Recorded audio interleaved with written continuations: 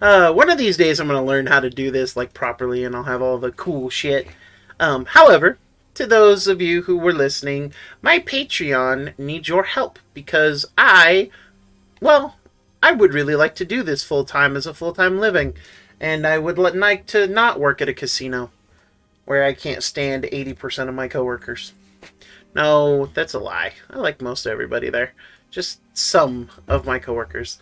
However, I have several membership tiers. The first and easy of which is my $3 a month tier, the Spellkeeper. The next is my $5 a month tier, the Item Shop. Third tier is $10 tier, Monster Menagerie.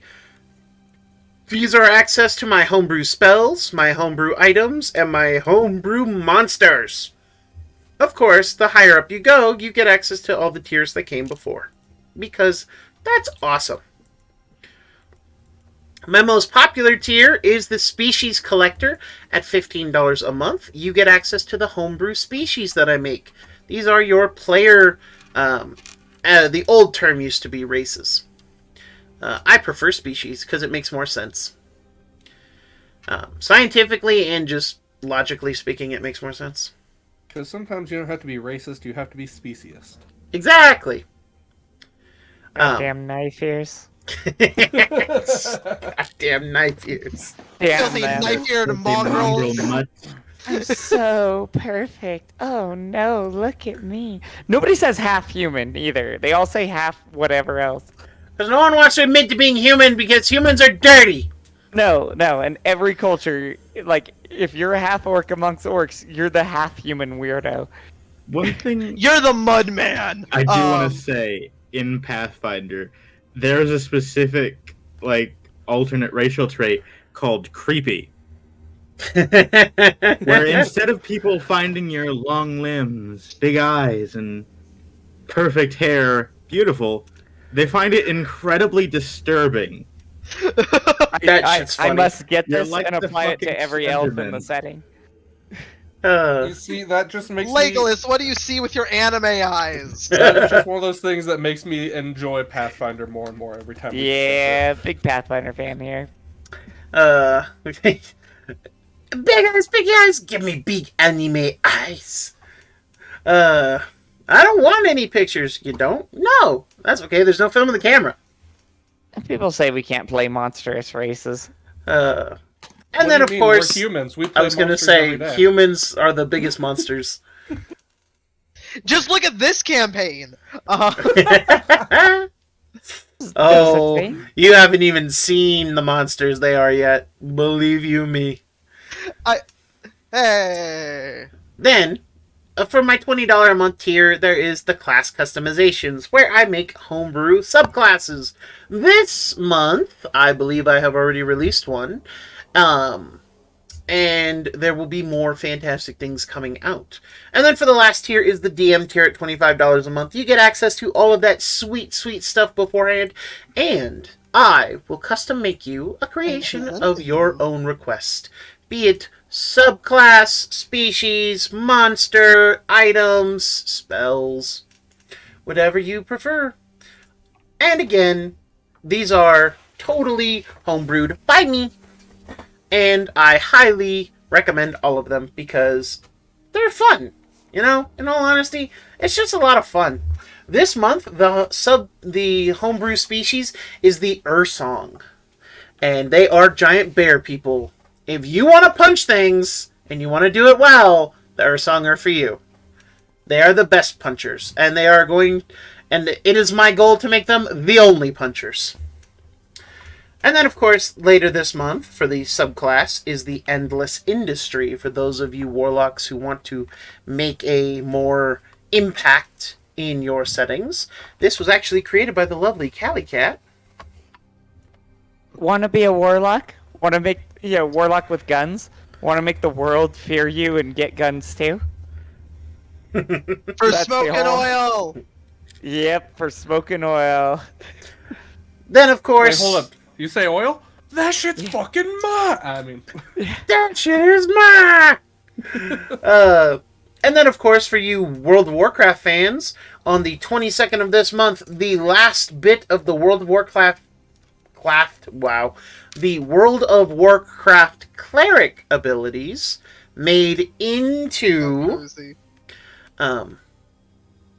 D&D spells will be coming out. And then June 29th will be the Choir Deer. For those of you who loved the Fiery Deer of the Chorus, give it up for the Choir, which is going to be shockingly delicious.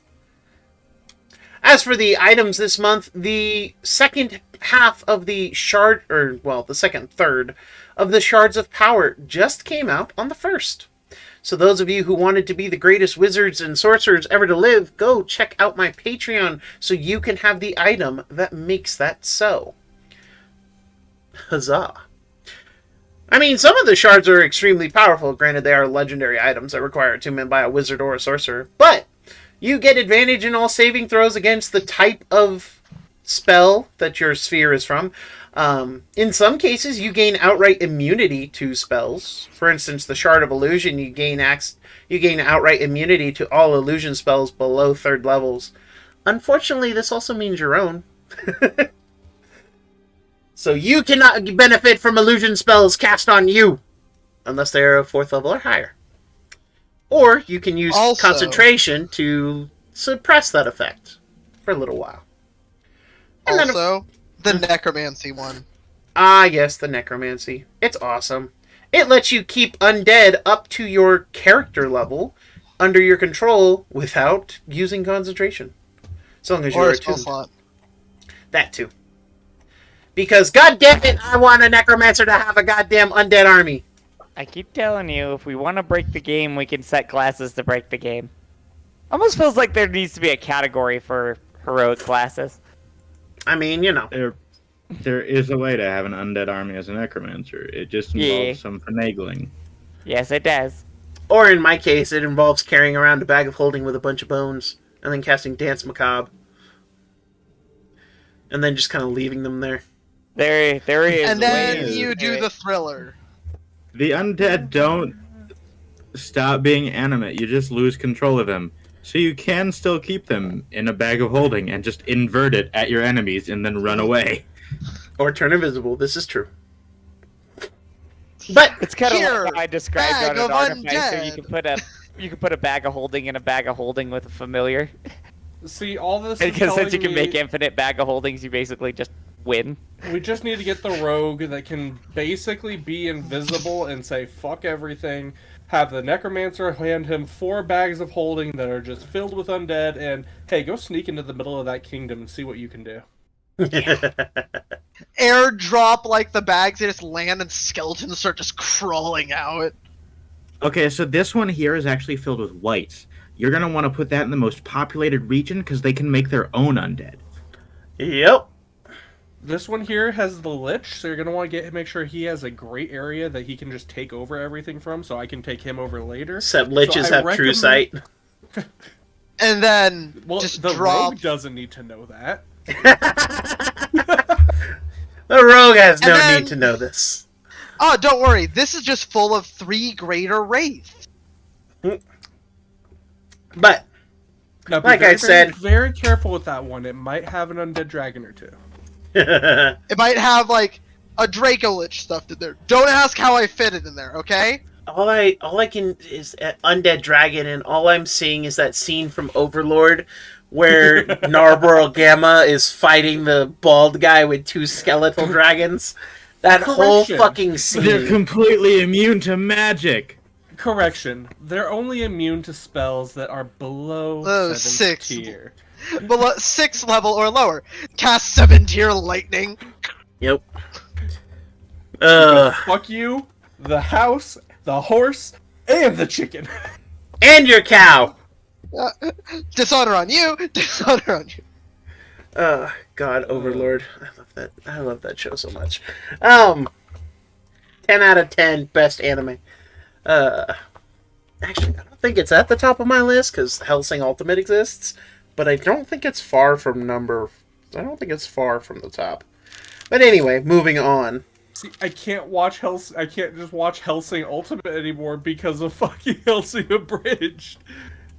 See, that's That- Overlord is in my top 5. It's number 4 because it goes Hellsing, Black Butler, Wolf's Rain.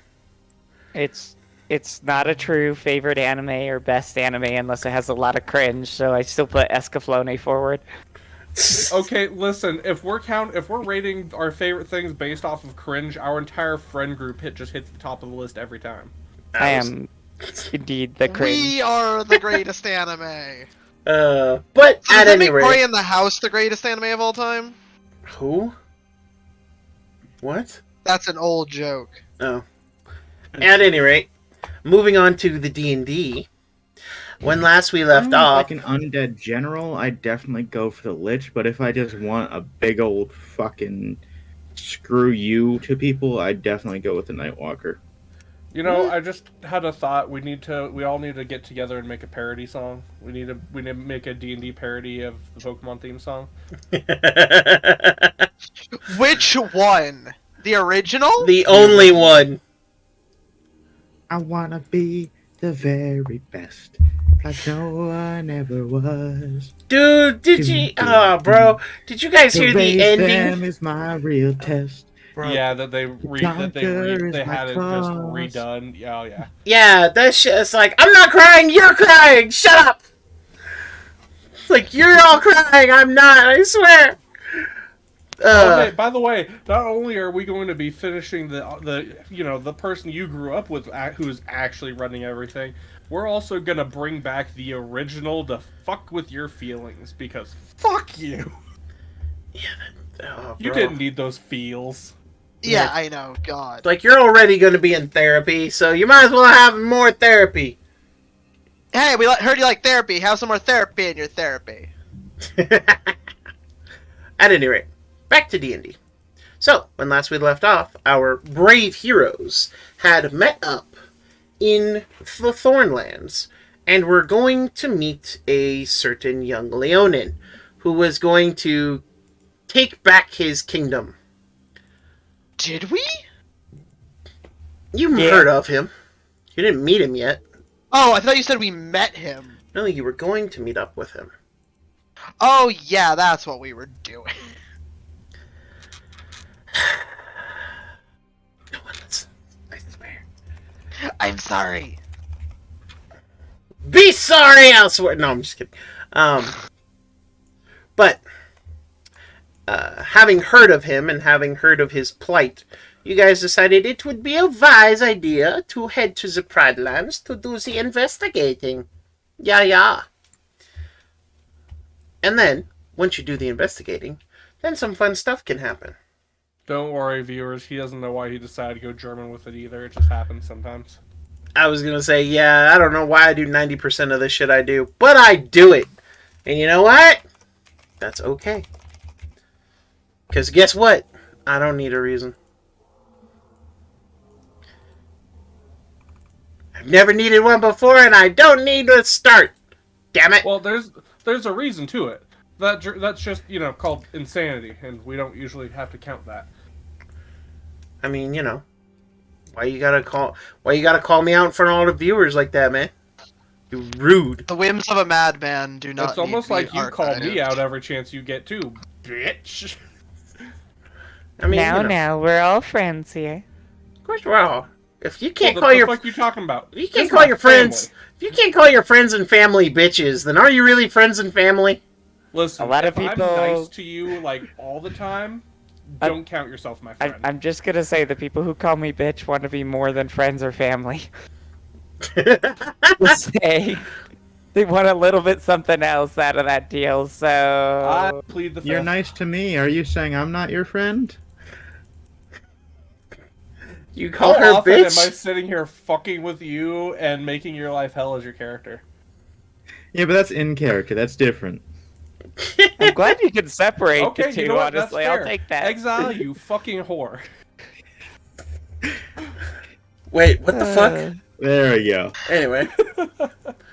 But Oh my god. with all that in mind, they arrived in the Thornlands and they are currently resting. And We going had to a party we were at. Yeah! Big old party with lots of delicious food. And then Like the eel, the land eel. Yep, the land eel.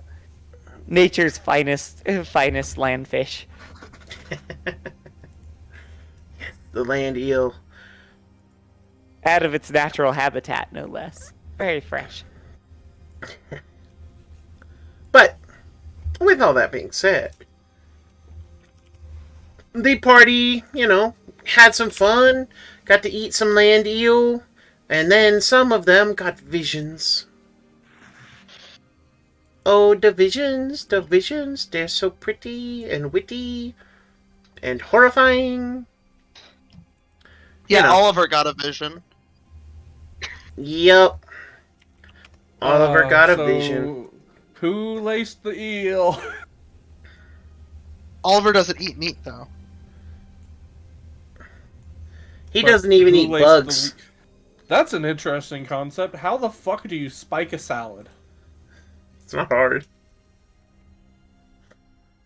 Vinegar hides many a thing. If you're using if they're actually using salad dressings and stuff, it's a lot easier. But Yeah. Yeah, like I said, it's not hard. But with all that being said, of course, our heroes, such as they are waking up from the previous day's celebrations. And having done so, you guys are awake, you are well rested, and you are heading off on a grand adventure. we're I off think I to remember you see said the- something was gonna happen next session with my character, but I don't remember that fully. Yes, I do. And I off did. to see the Leonin, the wonderful Leonin.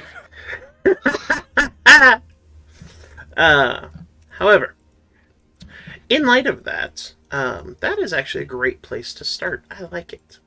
So, as you all are waking up and as you're all getting ready, it doesn't take long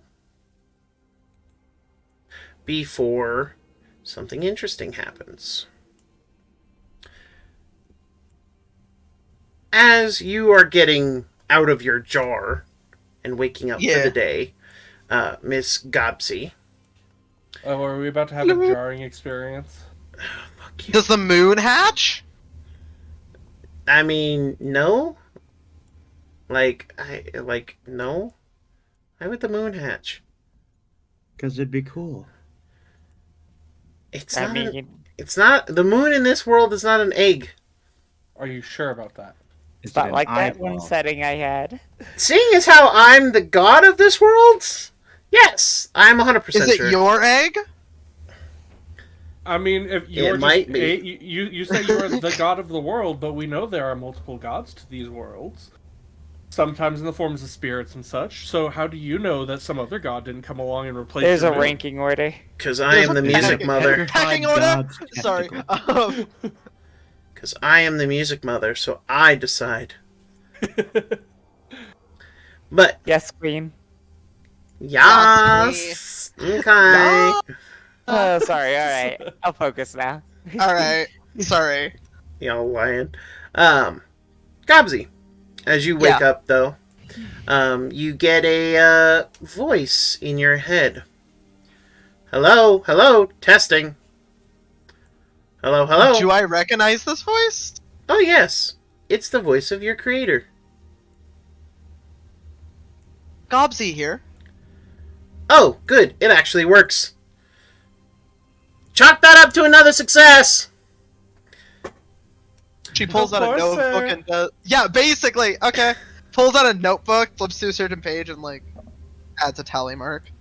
The script amount. But as soon as that is said, the voice. So, Gobsy, have you successfully integrated with other societies yet? Currently staying at at the Thornweaver's Leonin camp. Man, you got far. What are you doing there? I found a group of foreigners who are traveling to the Pridelands to make allies with the hopefully soon-to-be new leader. Ah, yes, my notes did say something about that. Something about some power struggle. I don't know. It's not interesting. The lesser races don't concern me. Tara would be walking by with breakfast in hand. Good morning, Gobsy. Tara, Ah, Terra. You hear scribbling. So, your traveling companions, they are who? let me get the whole list. She'd start with we have Autera and Oliver, who are seemingly against the nest, but from their ilk. So bird folk or bird people, got it. You hear more We scribbling. have Tobias, who is from a far-off land, as far as east can go, as well as Tyrador and a shapeshifter of some kind, whose name keeps changing. Ah, a fellow. Is he a fellow? Is he a fellow like me? For my reference, would he be? So the answer is no. He is not a. Your master has called himself a perpetual. No, a flesh weaver of some kind, however. Oh, so a possible colleague. How good to know. And I've heard Yuki's homeland. Of rice and sun? Grain and rice. Grain and rice. We have Yuki, a mere seller of sense from the land of grain and rice. Appears to be a walled city and some conflict between the locals. She carries with herself a powerful firearm. I'm actually kind of curious. I have to ask this question now. Would the reply all be in Gobsy's head, or is Gobsy saying this out loud? It's in Gobsy's head. Okay. Yeah, Gobsy's smart enough to at least speak in her head. The more important part, is there any blushing at the mention of Yuki? I have to feed him that. I know. Duly note, the most information was given about Yuki. I mean, you know. Presently, Oh, and Tyrador's a fucking minotaur, but not from the far lands. From far east. A different continent, in fact. this must be that, new interlopers I've heard about. We had a couple visitors from there. Sadly, they are not in the forms that they were when they arrived, but, they tried to do stupid things. Not the... Where? Because we apparently have two races of humans in two different continents. Oh, I don't know anything about humans. None of these were humans. They said they were from some place called the Sovereignty, I think. Yes, there. Ah, well, it seems this Sovereignty is not full of intelligent people. However, there were new forms of undead among them that I'd never seen before. I am currently in the process of experimenting on one of them, so we'll see how my experiments come along. You hear a scream in the background. Oh, I'm sure they will be. I like to take things apart, you know me. Take them apart, Yes. improve them, redesign them. But, alas. My brain goes to recycle, reduce, reuse. Indeed. But you are attempting to make allies, yes? Yes, correct. And you are engaging in, I believe, what they call mutually beneficial relations with society? To the best of my ability, sir. Good work. I knew it was wise of me to send you out into the world. I do hope that when all is said and done, that these new allies of yours prove to be useful. I've grown rather weary of the restrictiveness of the nest. So, Apparently, the Sovereignty and several other groups are gearing up to take on the nest and a new threat of humanoids, or humans that are assaulting the north. Oh, I see. Is it the north? Was it Yes. the north or the No, north? you were right.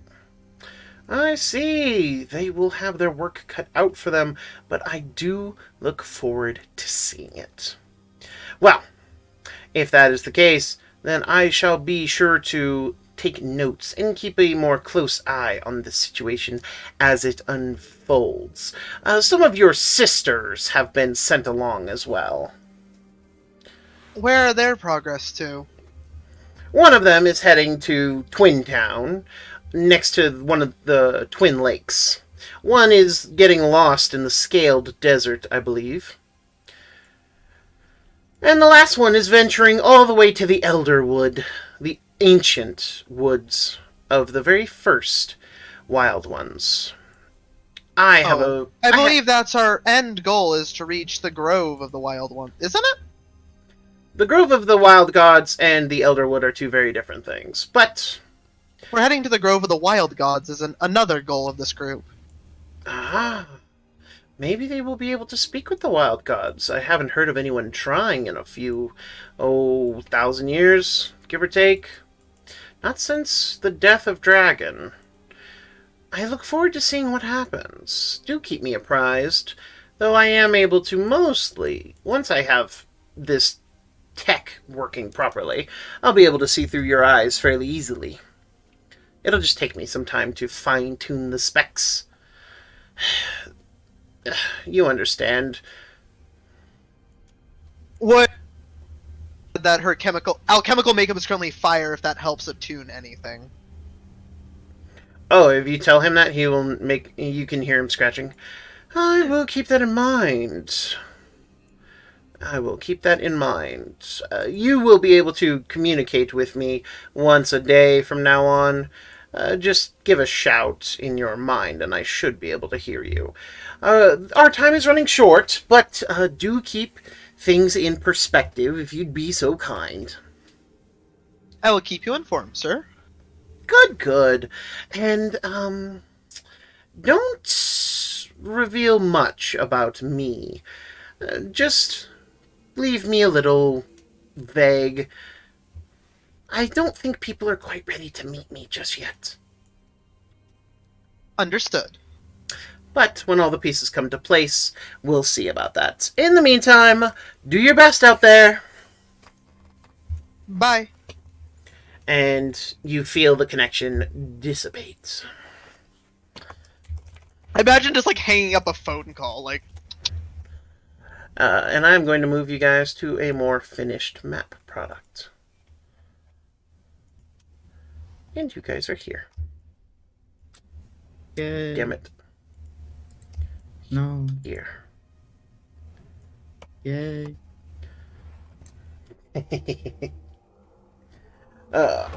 I see the Thornlands.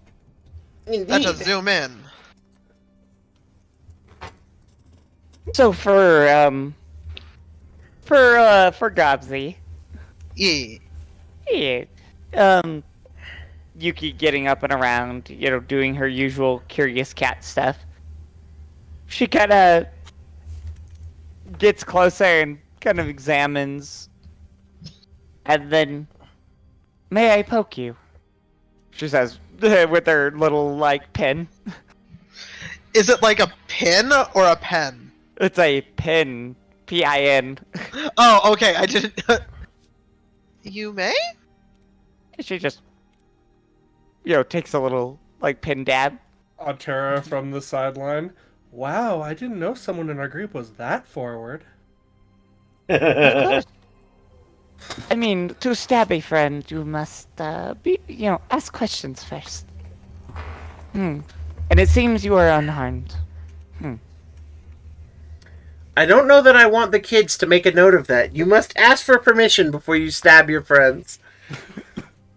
But, I mean, we're teaching good values. Who said we weren't a family-friendly channel? I do it. So, Remember, murder's okay if you ask first. No! I don't sign off on that! so, It seems that you have survived. Yuki says, taking a note of it. Yes? Good. Is good. investigating your pin. And she just puts it in a little container.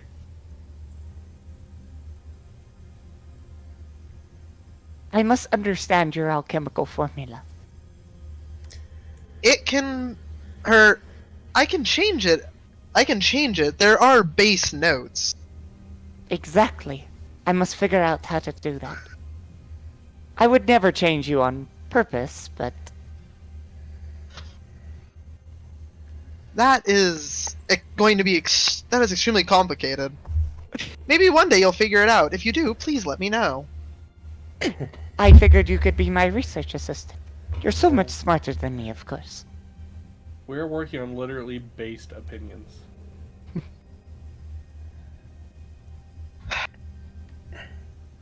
Based or Her- biased? No, we said based. Okay. But, So she offered, she's Yeah, like, you can be my research assistant. assistant. Her? Ooh.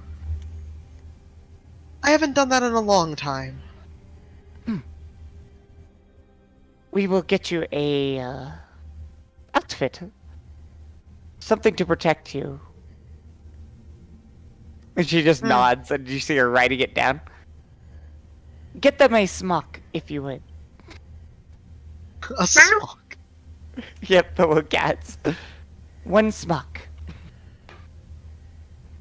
They all go looking around for a smock. Do they know what that is? That's my question. With 5 cats, let's see. Do they have? They each they add 1 brain cell for every cat. I'm assuming 1 cat found it. Yeah, one cat will have found one. I gave them basically a 50-50 chance of not finding one. No. You may dye this whatever color, but I ask that we are the ones to wash it. Makes it easier for your research. Yuki says, taking it and giving the cat a little, scritch. Soft purring cat noises. Cat noises ensue.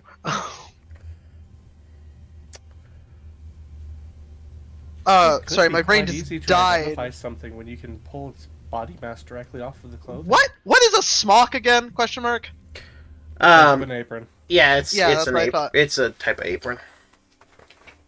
That's what I thought. I mean, it's like a schmuck, but it doesn't walk around and talk. Ah. And to all of you schmucks out there, To all you schmucks out there, please do us a favor and talk less. my only question is, why are you admitting that you're a schmuck? Hold on, I have something that's relevant. I'm already muted. How can I talk less? Shut up, exile. So wait, hold up. If you're a schmuck and you're eating PB&J, is that a schmuckers? I posted a picture. That'll explain what a smock is. Oh yeah. I'm just glad that horrible, horrible pun got such a good laugh. But But yeah, all she requests is that they do the washing. all right, she'll put it on. It doesn't fit you. Good thing you are malleable. Yes. She'd make air quotes her hair longer so it fits a little better.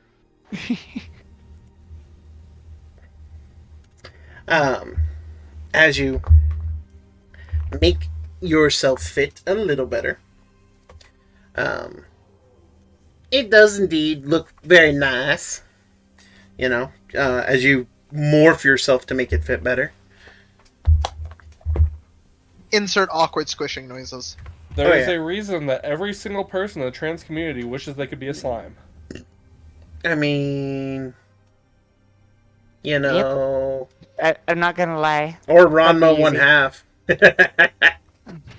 I still love that anime.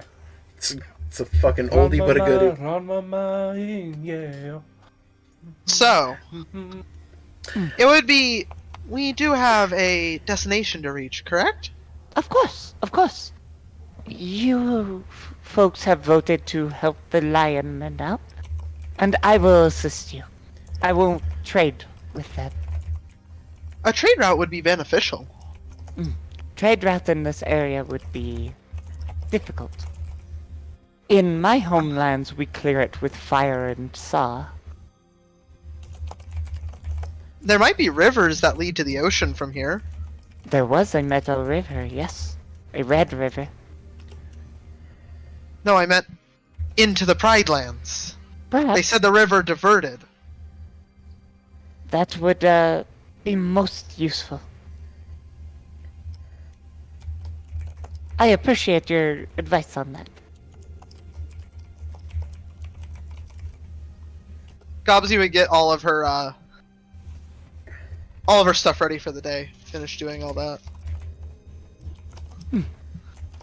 Good. Hold on. As you all finish gathering up your stuff, Mr. Tobias. Yes. You're The space rabbit's back. the what? The moon rabbit. Oh. As The you're celestial bunny. Yeah, that one. Oh, holy bunny that art from the sky. Okay, we're done. I'm done at the very least. at any rate, as you're going through and getting ready for the day, you've been taking, I assume you've been taking notes on this, place, such as Yeah. it is. You've kind of finished updating your notebook, and of course there are, those who have contributed to it. Is there...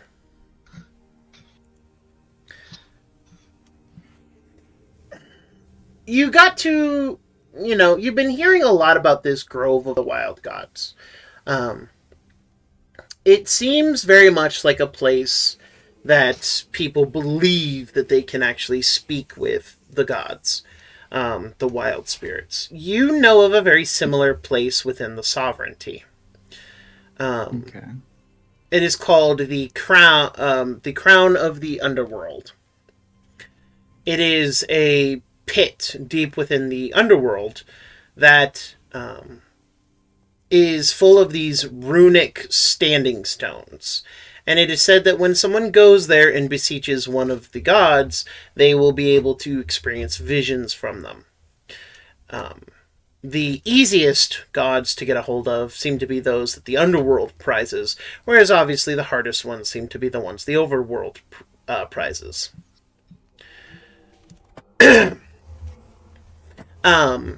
You would know that there's a series of rituals involved in it, mostly that someone has to... there must be a sacrifice within the pit, within the standing stones itself. You also know that it must be of a sentient, sapient creature. Not something you typically engage in, but something you have noted in your pages of history and your studies of the various tribes and cultures. However, you also know that the sovereignty and Ardania, where you come from, you actually know that it is the birthplace. It is the home, the ancient home of the Underworlders. And the more you experience the Wildlands, the more convinced you are this is where the Beastmen originally came from. Perhaps your... Just theory crafting, extrapolating outward that there are similar areas for each of the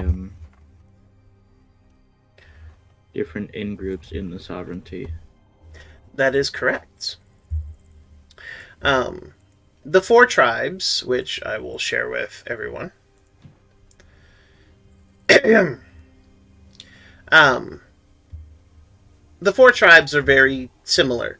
And even here, where mostly everybody seems to be beast folk, there does seem to be a kind of hierarchy here as well. Like, you can tell who would fit into what category. In fact, I imagine you're part of making that list. You're sitting here and kind of sorting them as you've met them into the different categories.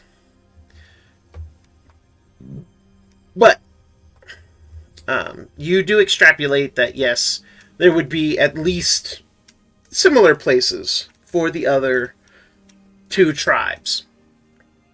You know where the Underworlders are from. You know where the Beastmen are from. You're very curious as to what kind of lands the other two tribes would come from. But something else kind of tickles your brain. As you know that you are technically a... How do I put this? You know that you are also a beastman, and yet you have not heard of rabbit, or any big spirit of rabbits, or you know that there is rat, who is, the progenitor of that said species. You have heard of badger, raccoon, and many others, but you haven't heard anything of rabbit just yet. Might be something that you note, being a historical and well-read person. However, you also are well aware of your little pendant that was given to you so you could keep in contact. Your mirror, so to speak. But aside from that, I imagine you're finishing up your notes for the day. Yeah. And your mirror kind of is there on the table. And you swear, with your heightened senses, you swear that you saw something flash across it. I'll pick it up and investigate it. Go ahead and roll me a Arcana check.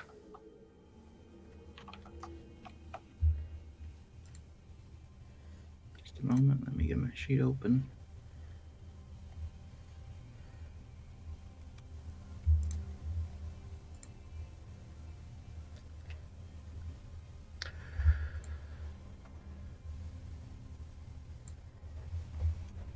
So, as you are looking through it, you learn what you see and what you are able to observe is that there is indeed something going on with your mirror.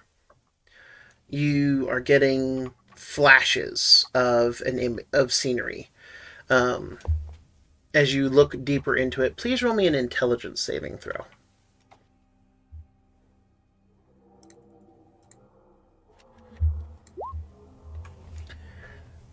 You do not get lost in the visions. However, you do feel them pulling at you. And you are able to feel the presence of something powerful. And as you look into the mirror, you eventually spy a throne. A throne made of jade, with a beautiful blue carpet extending up to it. And you see a shape sitting on that throne. And you eventually can see that there is a set of glowing blue eyes that seem to look into the mirror. And you hear a, "Hello? Is this thing working?" Yes. I can hear you. I did not expect... Are you a wilder? Or are you someone else? I am...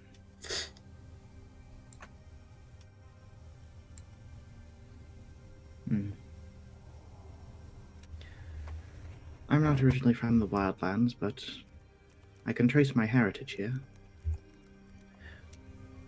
Ah. So you must be from one of the other places. Are you from Yes. which other place? I'm from the sovereignty. Ha ha ha! I didn't think it was possible. I didn't think this would work. They've been at it for years. Oh, I'm so glad that they finally fixed it. A pleasure to meet you, my fellow. I am also originally from the Sovereignty, though it has been some time since I've been there. A magical mishap, you understand. Um, Tell me, where are you in relation to the Wildlands? We're just on the border of the Great Plains, yeah? You're technically in the Great Plains. You are in the land known as the Thorn. You're in the town of Thornlands.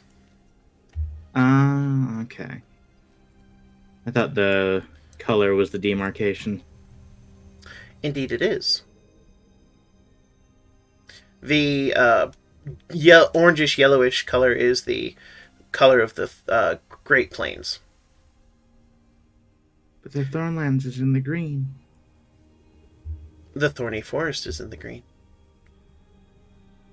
It's the title of each of the settlements. But anyway. At the moment, I am near the Thornlands. Oh. You are a lot closer than I thought you were. Well, I am pleased to meet you. Do tell me you're not aligned with the nest, right?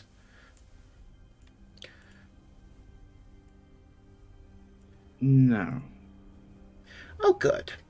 I was reaching out because recently a airship from, well, I think it was the Sovereignty, though it might have been from somewhere else. Anyway, a airship recently fell within the Deadlands, so I reached out with my mirror to see if I could get a hold of anyone. Seems like I missed the mark a little bit, but I'm good to know that it still works.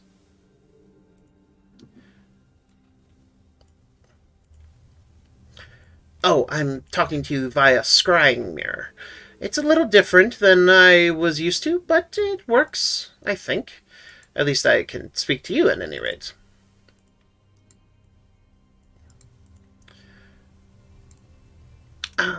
If you happen to be in the Wildlands, do avoid the nest and make your way to the Kingdom of Grain and Rice.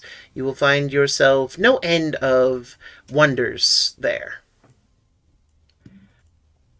I've heard nothing but negative things about the nest, and I currently have a traveling companion from the land of grain and rice, so...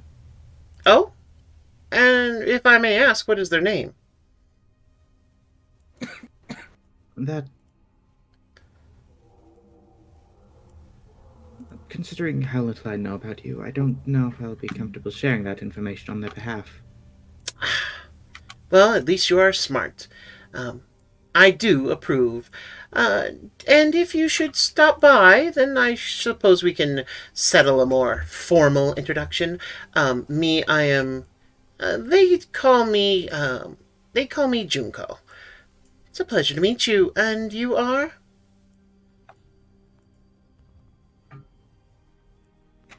I'm Tobias. A strong name. Pleasure to meet you, Tobias. Do keep in contact with this mirror, or I will keep in contact with you. I don't know how this works, honestly. I am still testing it out, as it were.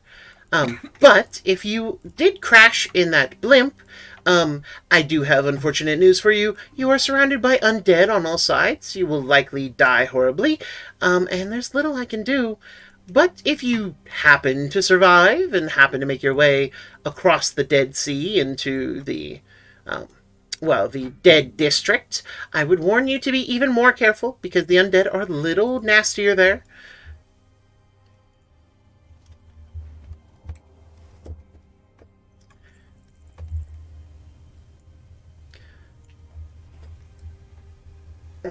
And if you did not come from the blimp, then, well, I wish you luck, wherever you happen to be. Thank you. And, the mirror image distorts, and, oh, blast it. I thought you told me, and it goes out.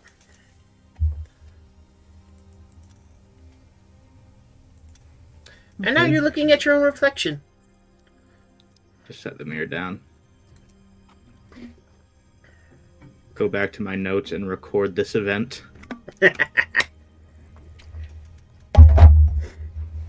As all of you have... Prelim with the others in the morning. As all of you have had your night's restings, Serafi comes around to wake you all. If you are going to the Pridelands, you need to leave soon. Come, let us get you fed and packs, and then you may set off on your journey.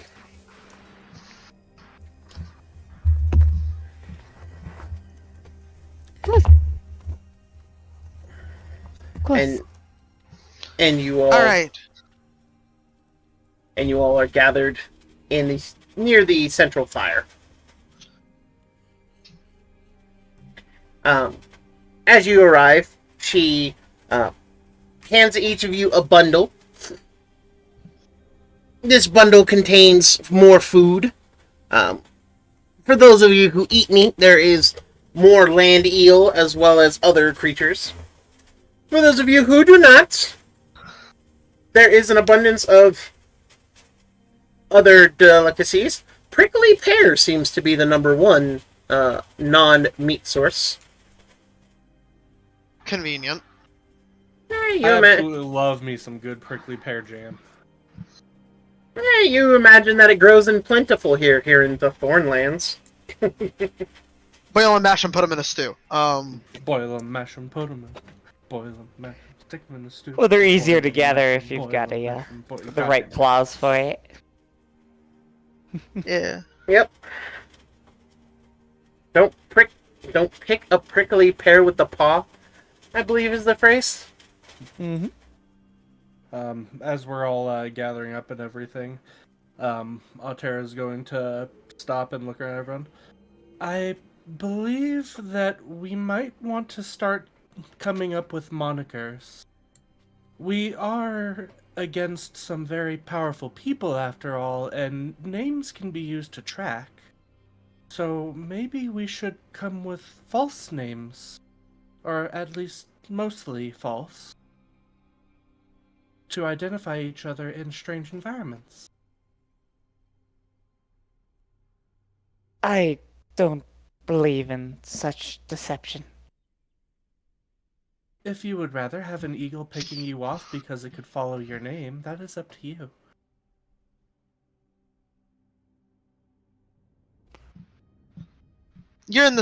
Aren't you in the sky first, though?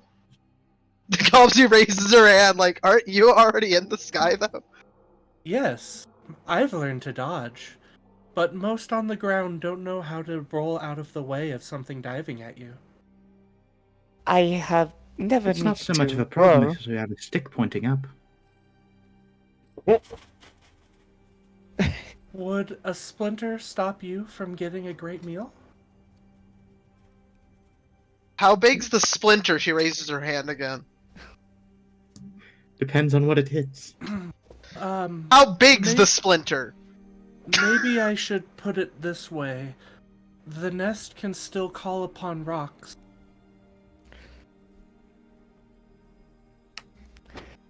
Yuki seems to consider this and shrugs.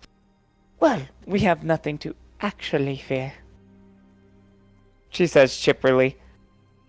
Did the people here before they were made into slaves? We're not Lance. The Gobsy's confused. Your friend here has wisdom. We are protected by the thorns, and she gestures to the massive canopy of thorns above. Not so much in the open plains. Correct. This is why our hunting parties are so small, and why they rely on magic and knowing the lay of the land. in order to travel through it.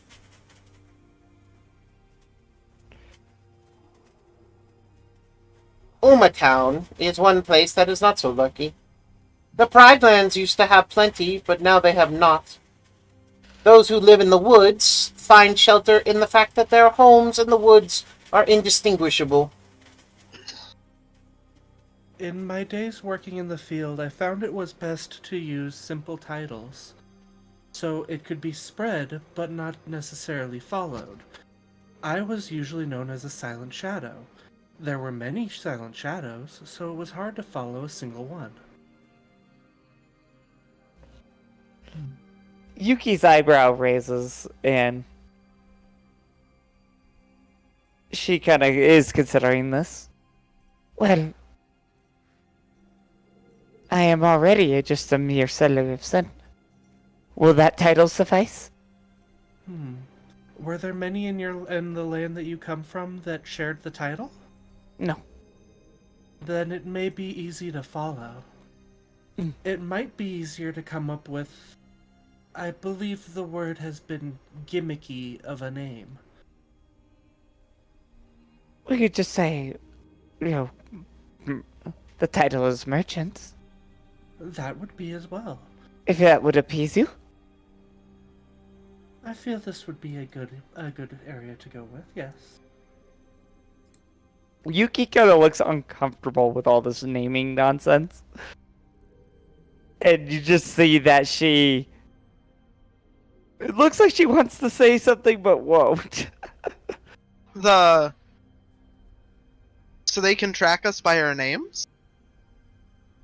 You can track anyone if you know what to look for. Names are one of the easiest things to follow.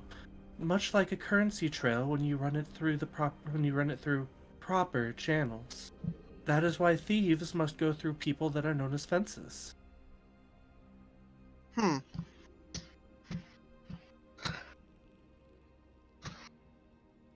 Tobias, roll a intelligence check if you'd please. Straight intelligence? Yep. Okay.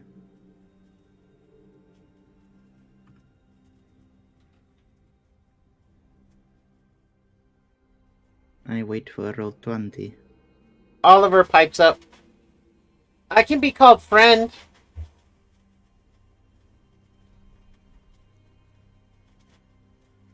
When will we use these aliases? I would recommend using them when we are around those that we might not be able to trust as much.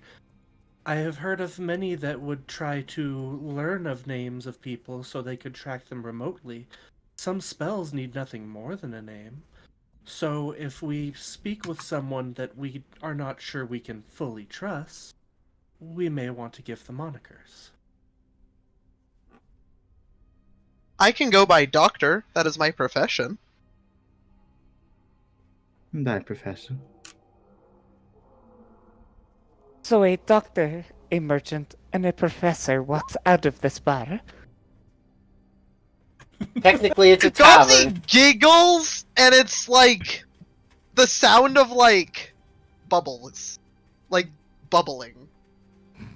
Tobias, you are a little surprised that the Wildlands has such an intricate economic situation. Because you know that in the sovereignty, yes, that is 100% correct. Thieves often go through fences because tracking illegal money can be very easy if you're not being smart about it. For the Wildlands to have such an advanced economic system is a little surprising.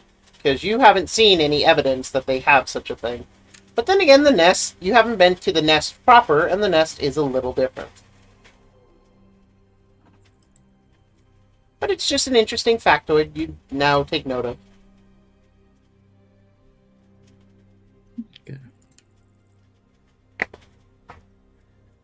Presently, though, Serafi, well, I shall call you the visitors.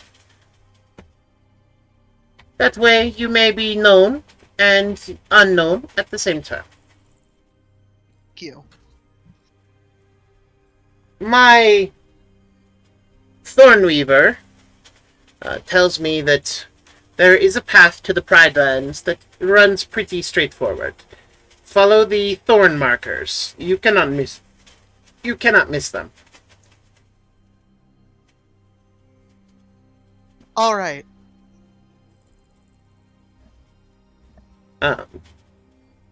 You then see a group of gnolls. One of them. Are we to lead them to the Pridelands, the boundaries? No. You need to go hunting. The time of winter approaches sooner than we all would like. Winter is harsh, yes. Must prepare. He turns and barks something in Null to the rest of his hunting party. Looks Yeah. to Serafi and how harsh is the winter here in the Pridelands? Here in the Great Plains it is not so harsh. We are south. We are near the deserts. So it is not as harsh as in the north. Once you get north of the South Lake, then it becomes incredibly harsh. How prevalent is it that we might want to prepare for insect bites? Or should we worry more of just of thorn? If I were you, I'd worry about larger creatures than insects. Most insects don't bother with furry or hided creatures. It is rough to get juices from them. They tend to go after the softer things. Oh, so ticks are not much of a problem. If you run into a tick, it will be the size of that one, and points to Tobias. Oh, that's horrifying. The insects in the Wildlands grew to accommodate the children of the wild gods. That is their main source of food, because they can feed from them without suffering any ill effects, and the children can bear them without any injury to themselves.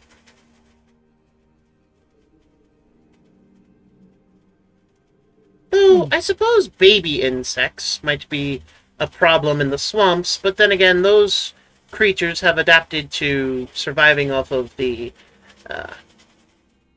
other creatures. And most insects have adapted to living on plant life alone, not animal life. Ticks are really the only trouble. And again, they are for much larger prey.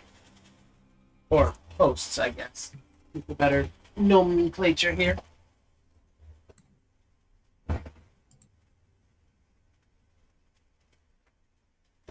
Does that answer your questions? Yes, for me at least.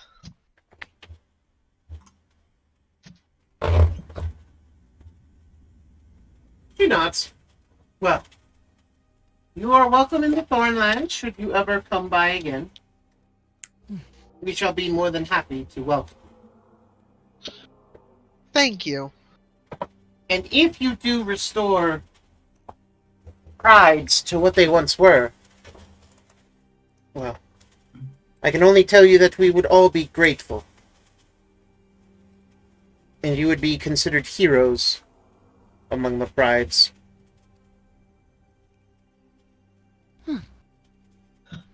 Well, hero merchant has a nice ring to it. Yes.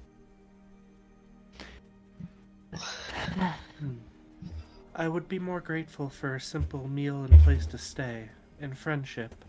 I've had enough titles over my time. You would find all of that and more.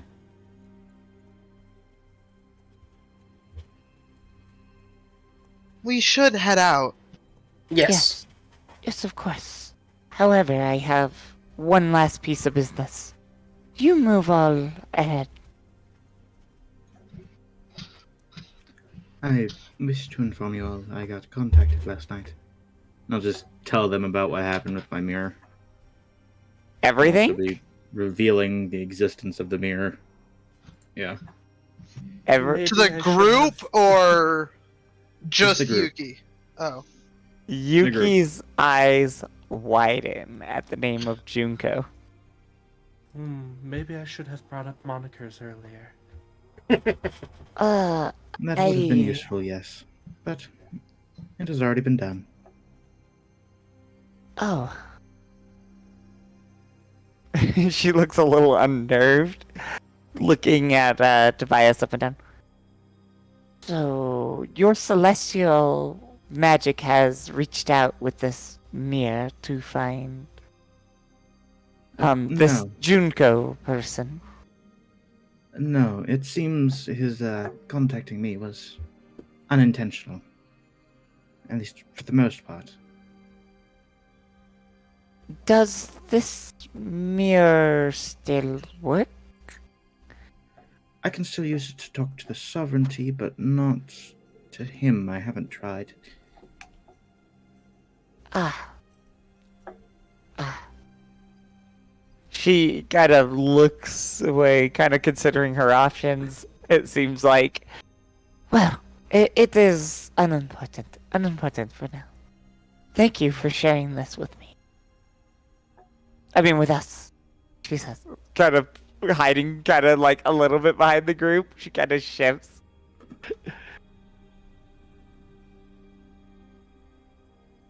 Are you alright? Of course. Merely thinking about a trade deal I need to make with these fine folks. If they are hung. Serafi's ears perk up.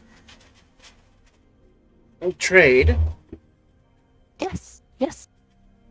See, it sounds like your people need help making food requirements yearly, no?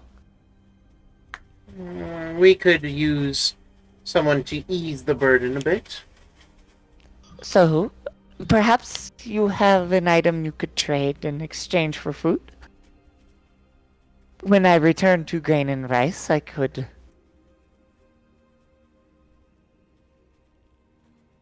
She just kind of leaves it open. Like, have an envoy. Well, right now she'll write up a treaty, but You actually see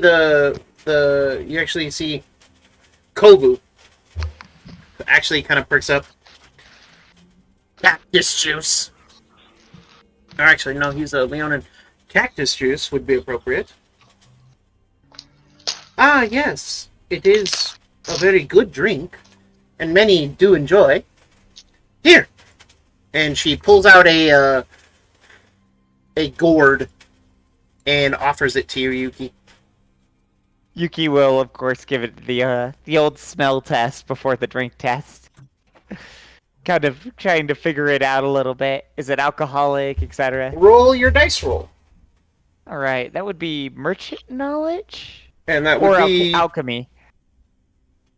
alchemy querying wisdom, because you're basically doing a perception check with it. Okay, just a sec. Cancel. Alchemist supplies. Wisdom.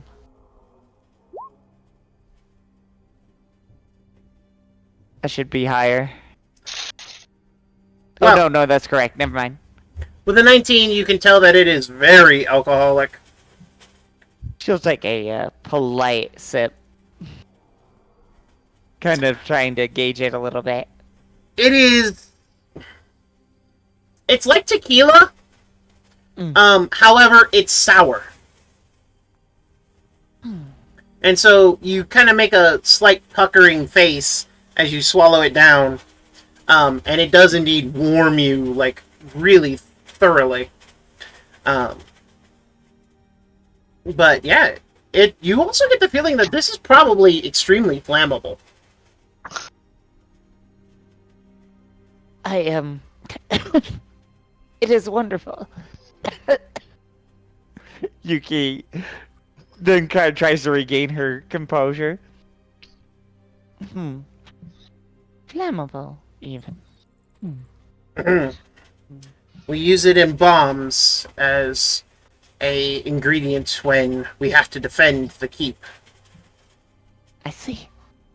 And how much of this do you produce? Mm, That you could trade, of course. if we were making it for production and for large-scale trade with more than Forest Edge and more than Lion's Keep, we could probably produce 100 barrels a year, give or take. If we weren't so focused on defense, then we could produce at least 3 times that. I see.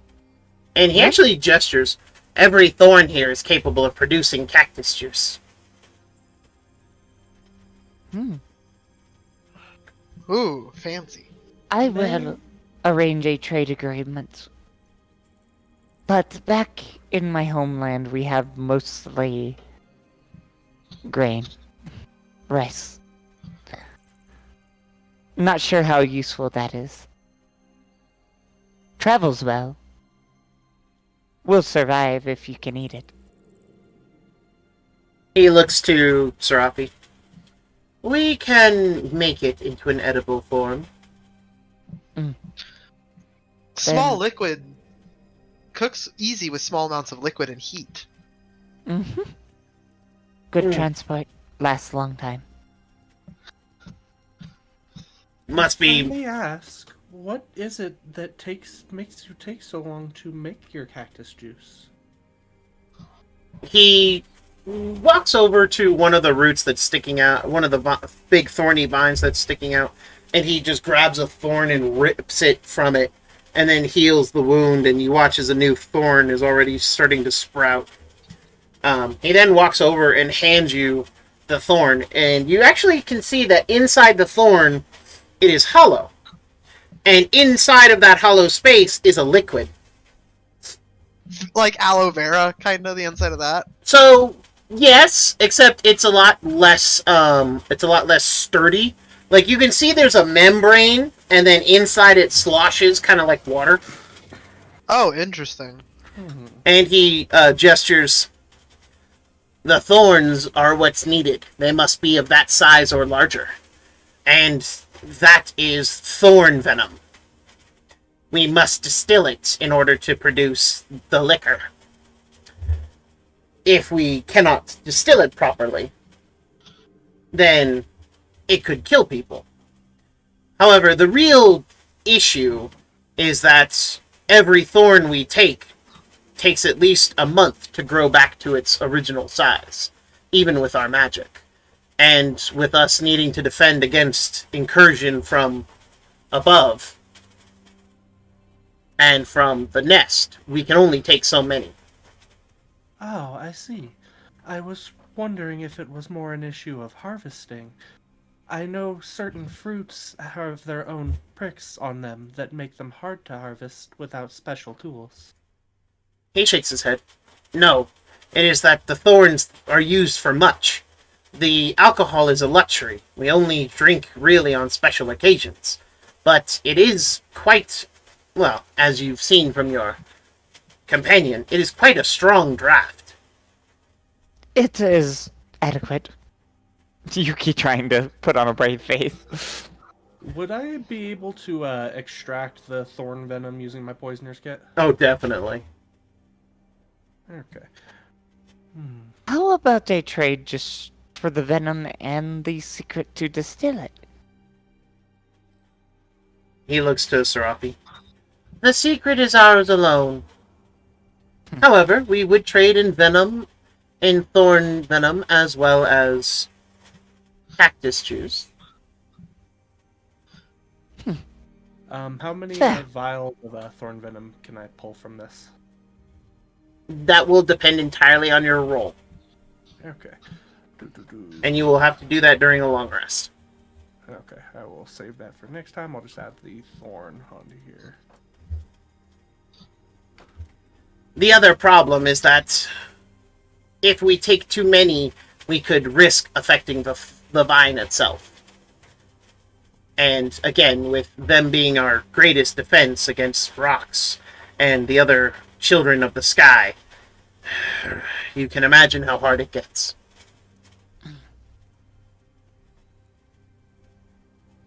However, as I said, if the nest was not a concern, then we could produce 3 times that number easy.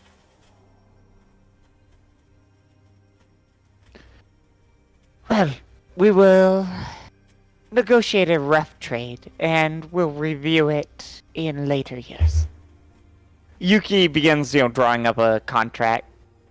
Serafi nods and then gestures to, probably is going to gesture to Teardor. Or actually, no, she gestures to one of the gnolls. However, I think it's important that we discuss size of the barrels. And she gestures to the gnoll. One full barrel is the size of one of our gnolls here. That is a big barrel. We have means to transport, but as you could tell, I'm a cat. She says, motioning at her tiny self. You could fit in a half barrel. And still have room for a few of your other felines. Or we could send you with a quarter barrel. Just a small sample will do. A I'm gourd, afraid, then. And she yes. gestures to the gourd in your hand. Keep. Thank you. And Yuki takes another little sip, and then makes a face.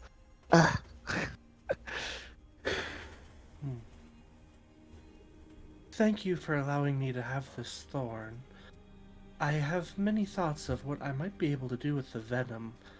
I've come to find certain forms of poisoning work very well against many enemies. Subtlety is more my thing, so maybe these could be of more use to you.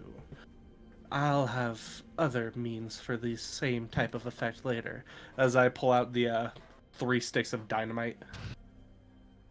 Oh. There you go. He takes the dynamite. He'll take the dynamite and look them over. This is a little less refined than our clay ones, but we like it. And that smell. Here. And he hands it to Serafi. Where did you get these? I received them as, let's say, payment for taking care of a nest mole in one of their areas that we were, as well as the egg for my hopeful pet. You see, there actually drops they actually drop into a very different language. Does anyone speak Leonin? Nope, the closest I would have to any of that type that would probably Nope, be the unless Wolfman. cat speech counts. Mm-mm. In that Less case, views count. Yeah, Yuki has cat speech as a thing. I have undercommon, which is what all the slimes speak. so the only word you make out is Ironclaw Pride. Like, those words are kind of universal. Those are kind of the only words you can really make out.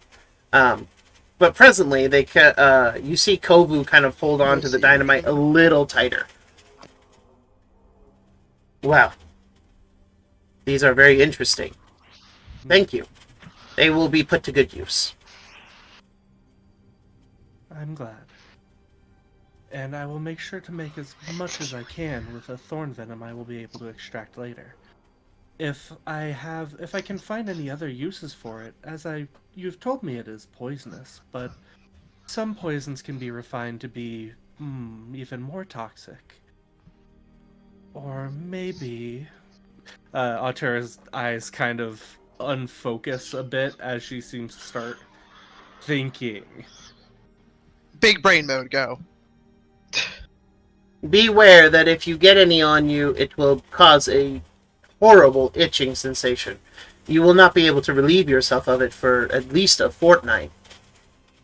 Ooh, fun. So what you're telling me is if I can do as I used to and sneak into the offices of the officials of Nest, I could line their underwear with this to cause a great distraction. Serafi just kind of gives a soft smile. Something like that. It would certainly be unpleasant. Though I don't know how much birds wear undergarments. There are certain pleasures everyone attempts to enjoy. You watch as Kovu just kind of looks down at his loincloth and strips of thorny branches that kind of cover him, and he shrugs. Serafi is not wearing much more, actually. She is wearing like a leather kilt that has the shoulder strap, and that's about it. Leather holds liquid very well if you know what you're doing correctly. There's a reason that most soldiers on the battlefield have learned to oil their straps so effectively. This is true enough. Well, do not delay. She then looks to you, Yuki, as you've been drawing up this contract. Yep. Yuki is kind of just drawing up some basic details. It's more like a sample trade.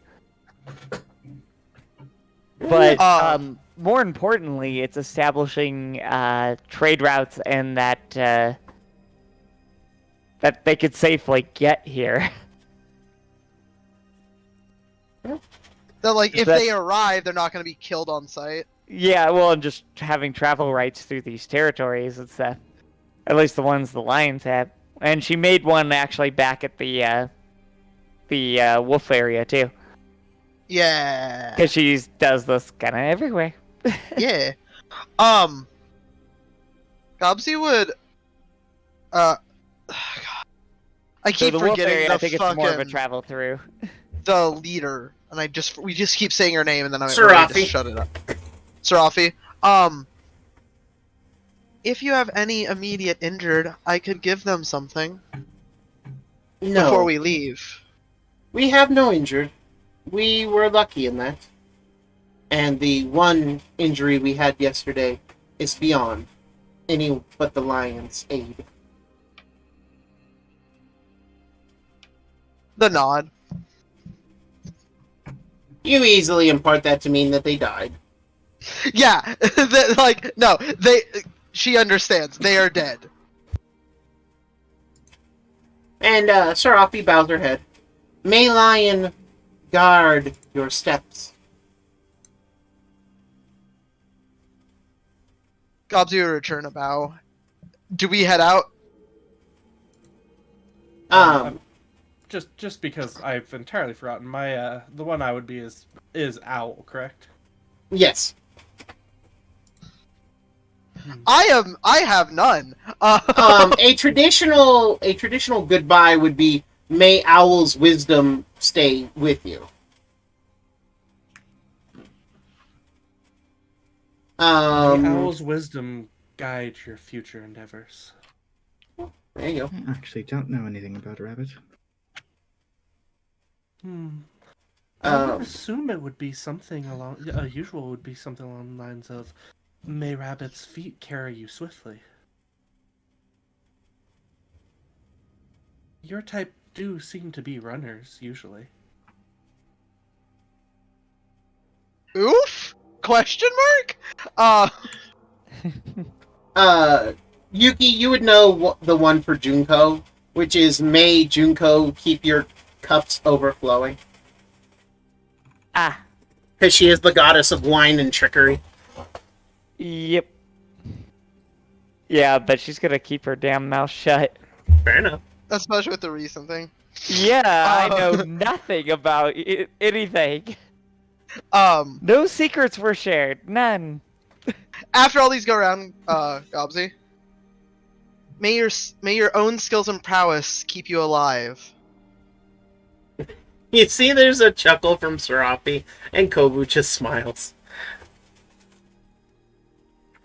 But with that, you guys head out. Who is in the lead? Do we need a survival check? Oh, you're gonna. Yuki's gonna do the usual thing, the little cart, cats, setting up her gunnery position, of course. I'll probably be the one in the lead and holding and having my compass at the ready. Roll a survival check, sweetheart. Survival. Can I give them advantage? Sure. Can I give Auria advantage on survival? Yeah, Let's go. 16. Or can not they bad. use my modifier? You're not that kind of artificer. Oh, Sorry, I was gonna say wisdom. but Tara. I mean, I got wisdom of +2. I'm decently smart. You're street smart. I can do the big brain. I can do the big brain thing. It will. I can. Sorry, I'm being an asshole. That's okay. We've known this. That's why we love you. Yeah, mama. By the way, say hi to her for me. I haven't seen her in so damn long. At any rate, She's been stressing like all hell, just like you have. Because yay, bills. because money makes the world go round. Oh, it So- does. Oh, that it does. As you guys go through, through the Great Plains, you guys are pretty calm, and you first come across this first river. None of you have ever heard of any names for the rivers, mostly because there just seem to be a lot of them. And naming Yeah, all of those rivers would be kind of hard. However, you also notice that around this river grow blackberries, gooseberries, and lots of berry plants that also act as brambles. And you can see that there is evidence that the Thornpaw tribe, or Pride, excuse me, the Thornpaws, there is very clear evidence that they take from these plants. You can see that there are small urns hidden among the foliage that are empty. There are some that are full, and there's others with like mashed blackberries and gooseberries in various different ones, as if they're trying to render them down. Or ferment them or something. You also note How that deep is this river? so at its deepest point, it would be Yuki and Tobias would be swimming, but anyone who is taller than them would find it, up to their chest, basically. Like Theodore's probably way like his stomach. However, that's only in the very dead center. Tobias, do they have rivers for swimming upon the moon?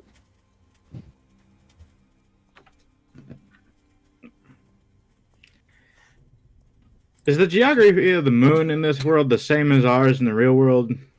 You don't know. You've never been to the moon. Lies. Yeah, but like, Just the So you curiosity of it don't. all. So if you looked at the moon, and that does would it look the same? and Do that they would have the be same names? and Are there a bunch of C's in So- air quotes? so. In answer to your question, both of the moons, because there are two,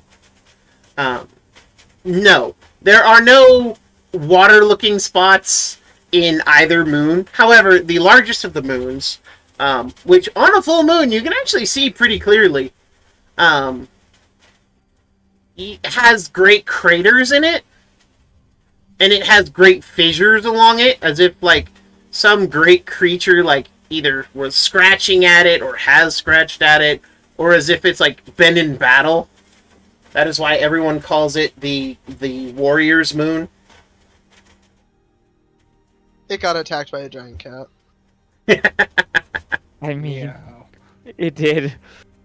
The smaller of the moons, which is only a third the size of the larger one, of the Warrior's Moon, is called the God's Moon, and it is literally a sphere of whitish bluish light in the sky that just follows in the wake of the Warrior's Moon. Fascinating.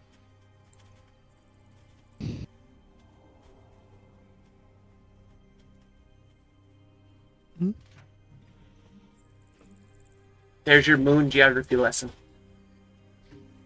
Also, how are we gonna traverse this river with a cart? Well, it's not that deep.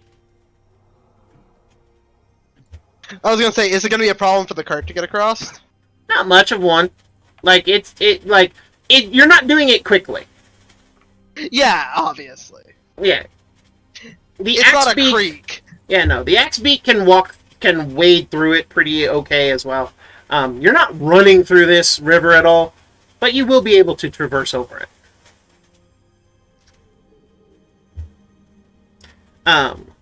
However, I would like everyone to make me a perception check.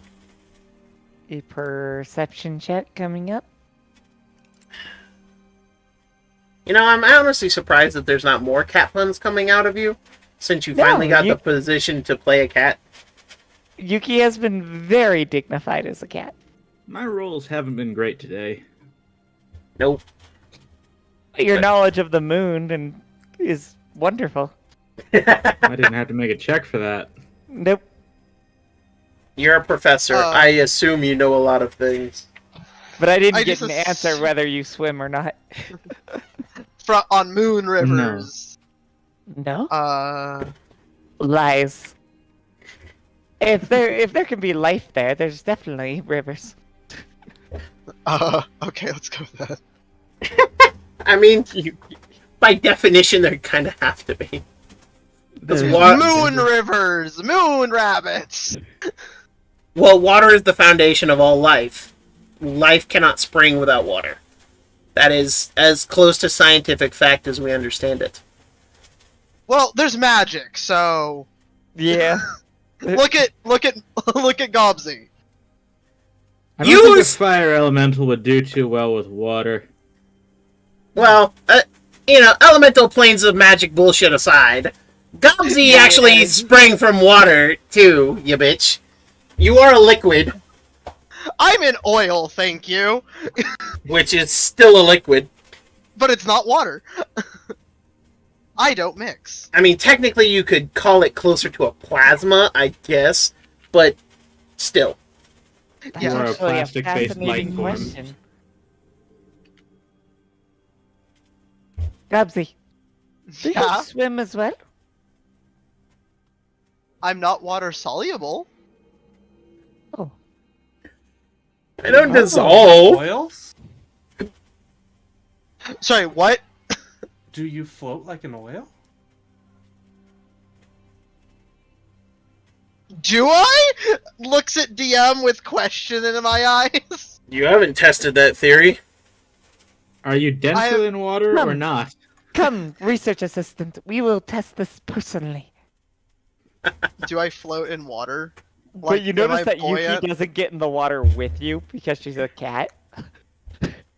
I'm just I have imagining... like weight because I have like stuff, but am I like buoyant? So, so the weight of your stuff is dragging you down beneath the water. But you're pretty sure if... Like if They I didn't were have it? unencumbered, I could like swim, basically, correct? Oh, you can swim now. It's that, yeah, you're pretty sure that if you were unencumbered by any, like, clothing or any gear, yeah, you would probably float on the top of the water just fine. I just want to share the mental image I have of Gobsy just like laying flat on the surface of the water in a vaguely humanoid shape. And then Yuki standing on top of Gobsy, rowing along next to the cart.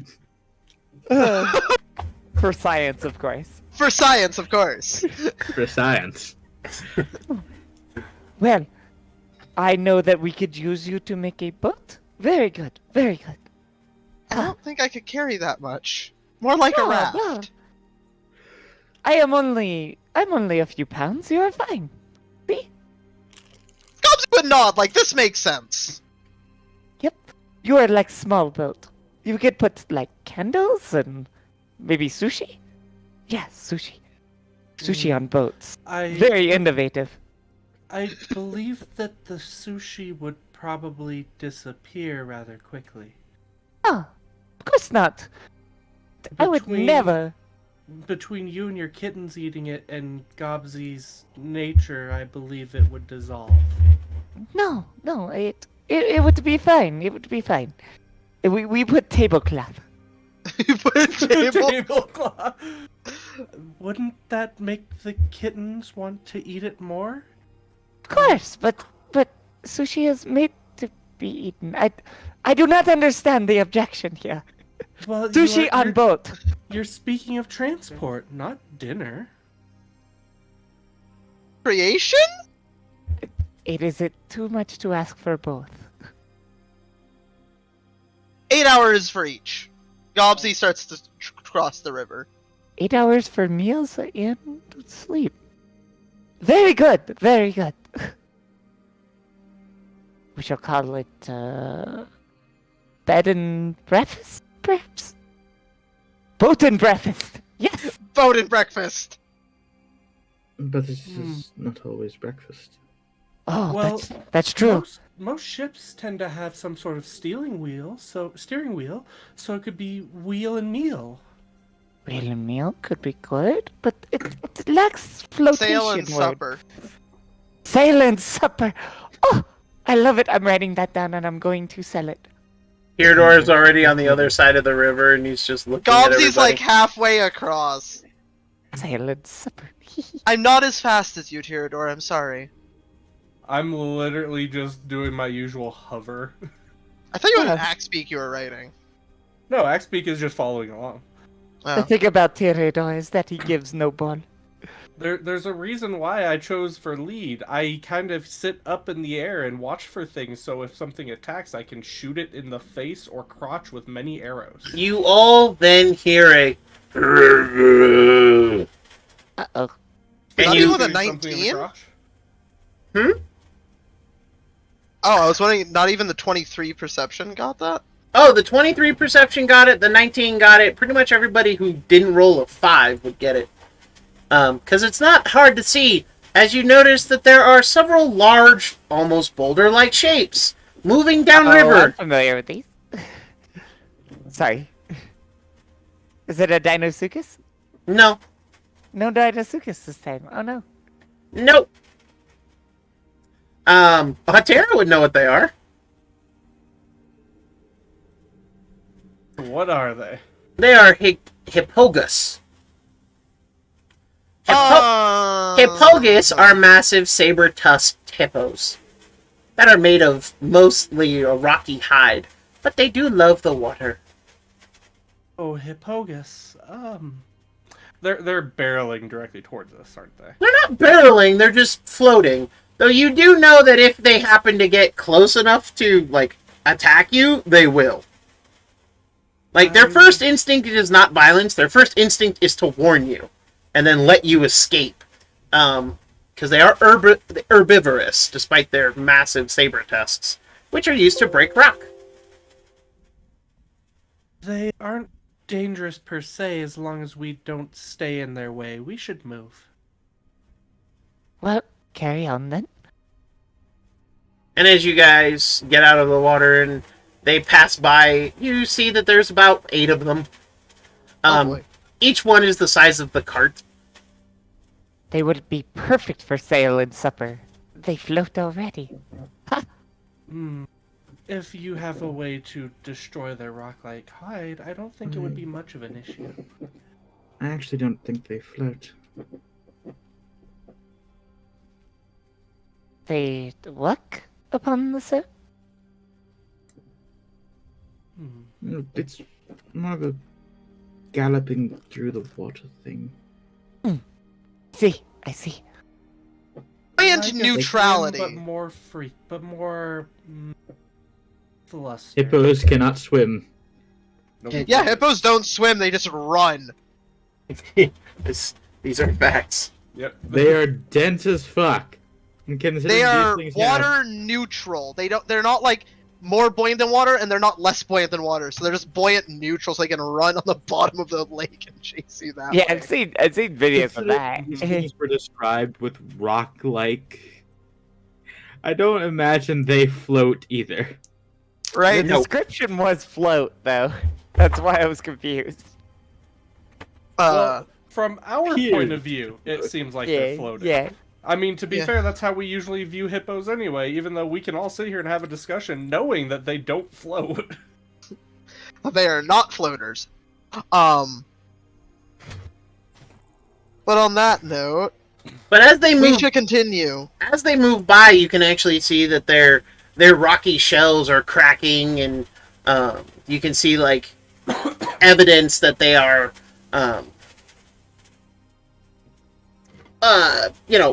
they are half stone creatures.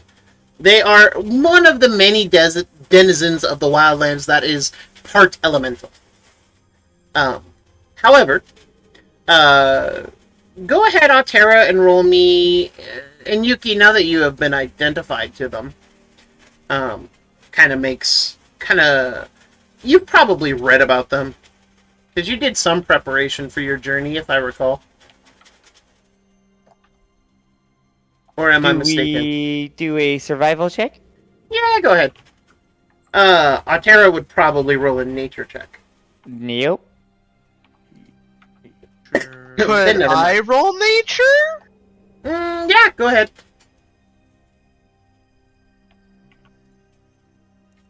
Gobsy and Altera would both know that Hippogus shed once every like 10 years. They go through what they call a de-stonification process, where the stone shell that they kind of have on their back and on their legs sheds and breaks off, and grows not only in size but also toughness, getting thicker, denser, and heavier. Most Hippogus don't die of any natural predators once they hit basically their first shed. They basically die because they get so fucking heavy that they can't move under their own weight. And then So they they're like become rock lobsters. formations. Would Correct. would harvesting the shedded shells be a decent idea? Out of all curiosity. So yes, but the shed is when it's lost in the water, it dissolves really quickly. Oh, fascinating. This is why they spend a lot of their time shedding in water, because of the fact that it seems to help in the process. It's like erosion on steroids. Magical erosion. Although, if you were to put a reptile, that is one of the things to help reptiles shed now, is to put them in a warm bath. Exile, you are muted. Hmm? It looked like you were saying something. No, I'm munching rice. Oh. However, if you could find them where they choose to sleep and, rest on land, you could find the shed and collect it, and it would have some value. Though that is dangerous. It would be a very dangerous proposition, but we could probably follow them and collect the shed from them. I'm not Aren't we sure on a how much journey? more weight that we could carry. And yes, we do have other important matters, no? I've found, at least in my experience, that when you have something important to do, you should take certain bits at a leisurely pace, otherwise it's too obvious. I mean, if you are intent on it, No, not on this particular point. I was just thinking You could we might always be able come to back. make some use. Yeah, of course. We also might just want to keep more of an eye out and see if we can find some ways to partially delay ourselves, so it doesn't seem that we are quite as intent on finishing our goal. I mean, the situation sounded somewhat urgent. I mean, with False delay. So with the death. Oh, it would be Gobsy that would say, so that the nest doesn't think we're so intent on our goals that we are. Passive perception is what? Mine is a 10. I got a 15 as Yuki. I believe I have a 16. I'm sitting at a 15 too. All of you with 15 or higher. You hear this Yeah. great bellowing, "Urgh!" And then the clap of thunder. To the east. Or no, excuse me, Where to are the we? west. Sorry, get my compass directions mixed up. The west. The way you we're were. headed. Uh-huh.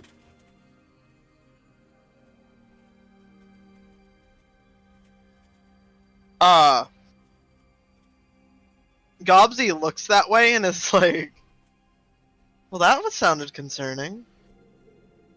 What sounded concerning? A beast made a noise, and then there was a clap of thunder. It sounded much like my rifle. Believe we should move on. Don't you agree, Professor?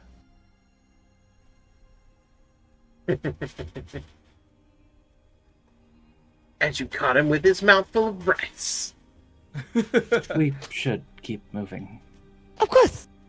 See? The noise Professor it do is. It even has divine celestial authority.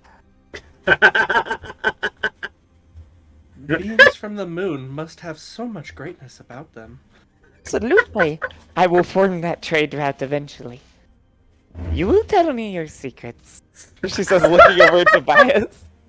Oh, I'm sure I could help you figure some of them out.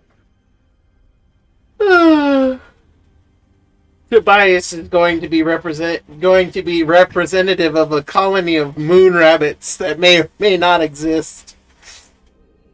And Auterra Today- is this just more day than on the happy to Ponzi help scheme. with chaos. Listen, not every merchant venture works. There's a failed merchant background for a reason. Yeah.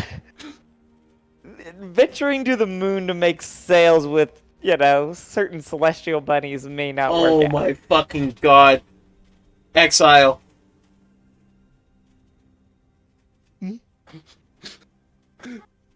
This could be very much a Sibtis situation. Please no. I have no clue. I don't know, but the immediate response, I saw Exile's tuber go full still of, they stepped away from the camera, it's not picking up as well, too, just suddenly darts back and, no!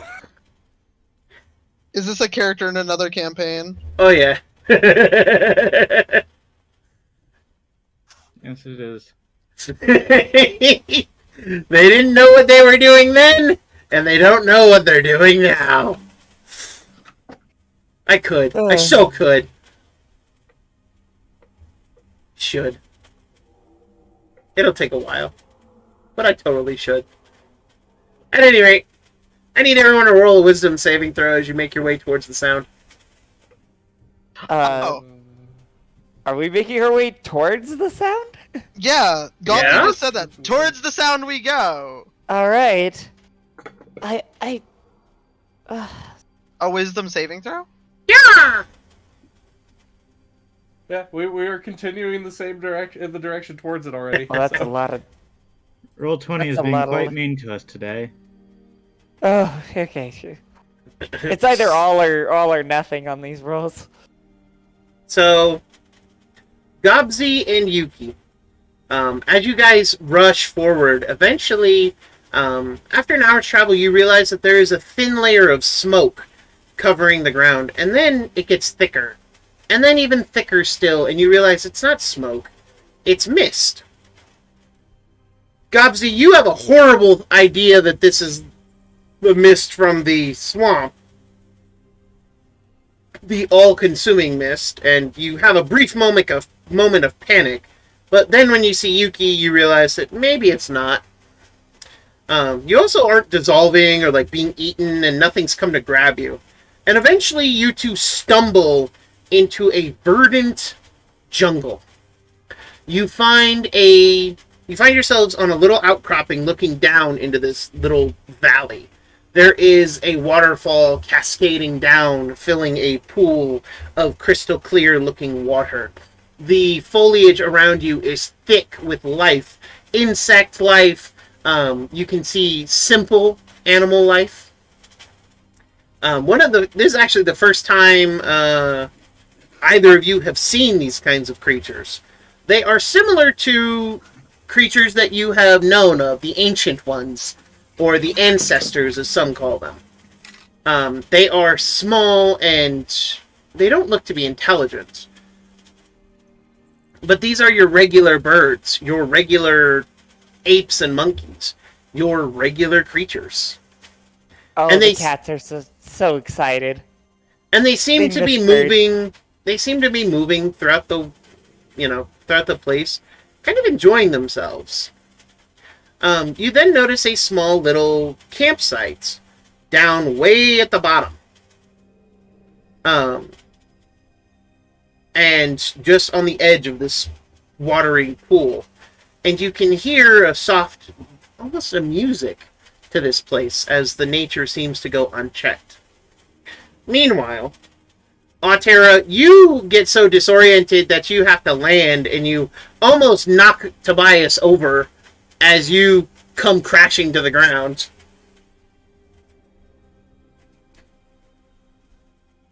And you and Tobias are looking around this mist. This is disorienting.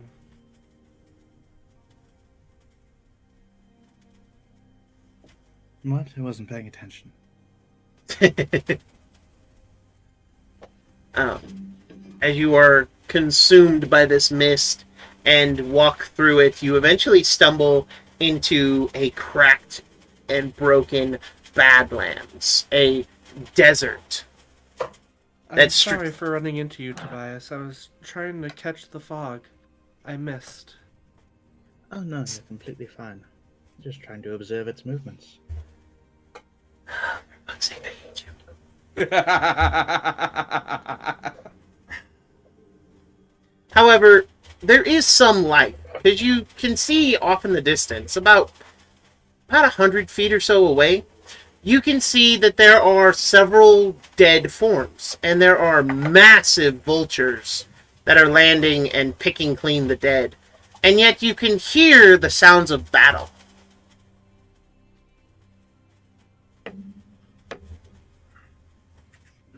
Oh,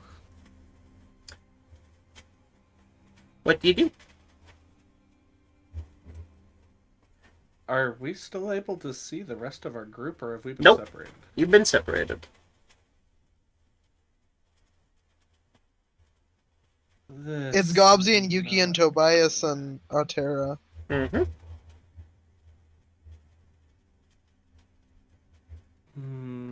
We should probably see if we could find our companions.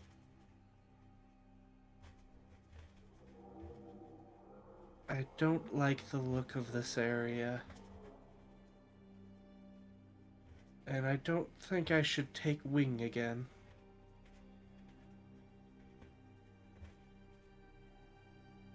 What does the professor think?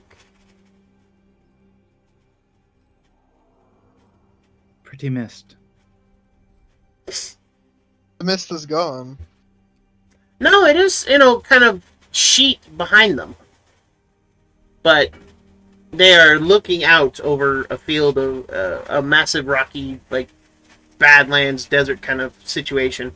And they do see that there are dead bodies along this would be to the north of this wall of mist, with very large vultures picking clean the dead. They can also hear fighting coming from that direction. I'm sure the predators love it. It's never a missed opportunity.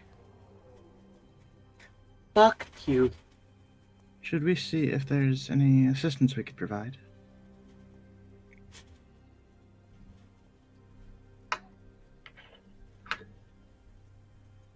I believe that might be the... I wouldn't say a safe option. We've clearly been separated from some of our companions. And that usually means that there's something else at work. True. I'm gonna look at my compass, and I am going to try and focus very, very hard on the image of a gobzi. As you And hope the compass will point us. roll a wisdom check. Wisdom.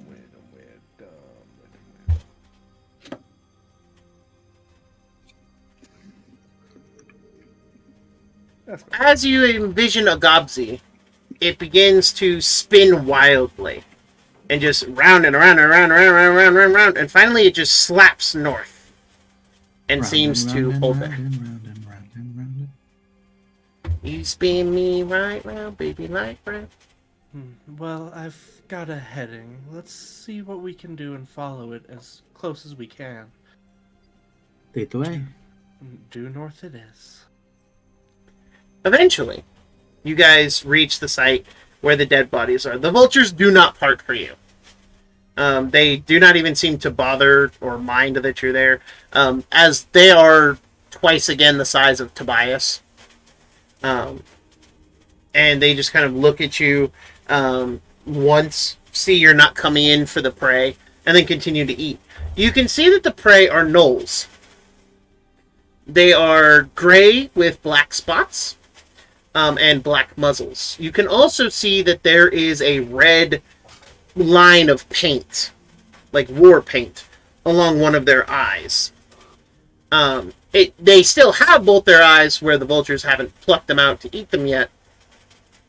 But you can tell that this is a kind of like tribalistic war paint. You then hear another bellowing roar, just coming from up north. And it's at this point that you finally see the source.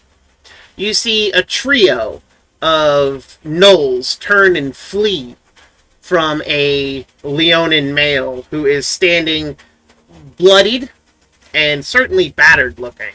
However, he is standing there with a massive sword in his hand. And he is just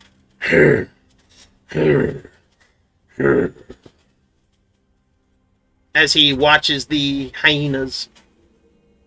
Yeah, hyenas retreat.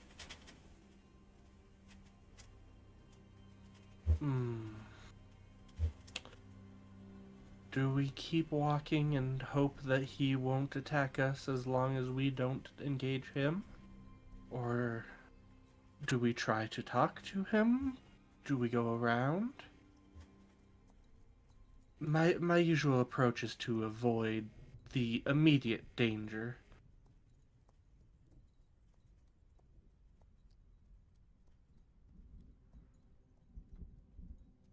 Mooted. You okay, Tobias? I could speak with him. You're welcome to hang back and be a little bit more cautious, but I don't see many other options at the moment. Well, At let's least go not for a then. peaceful resolution. Worst case scenario, we can always run as fast as we can. He can't catch me because I'm the gingerbread man. Indeed. What? In the back of Altera's mind, there's a very silent, besides, I only need to outrun you. You don't even need to outrun me, just go up. I tried that, remember? The mist was not helpful. I'm scared that shit'll reach out and try to pull me back in. I mean, you never know. I'm in a campaign being run by my brother. I am expecting everything to go wrong. What? I specifically towards didn't me. do nothing. I'm as innocent as the German snow, I tell ya.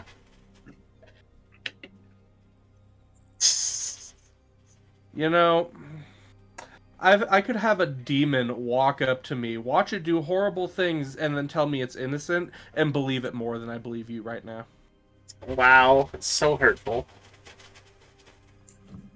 But as you make your way there, and as you approach the Leonin Tobias, it does turn to look at you and who are you? I'm just a traveler heading into the Pridelands. I seem to have gotten separated from my group due to some strange mist back there. Could you tell me where we are? You are, quite frankly, you are a bit lost. Yes. You are on the edge of the... He seems to think and then kind of stop for a moment. Do you serve the false king?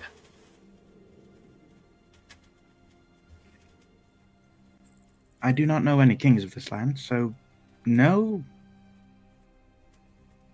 Roll me.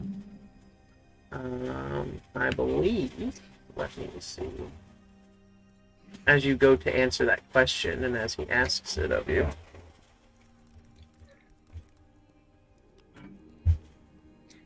Roll me a charisma save, please.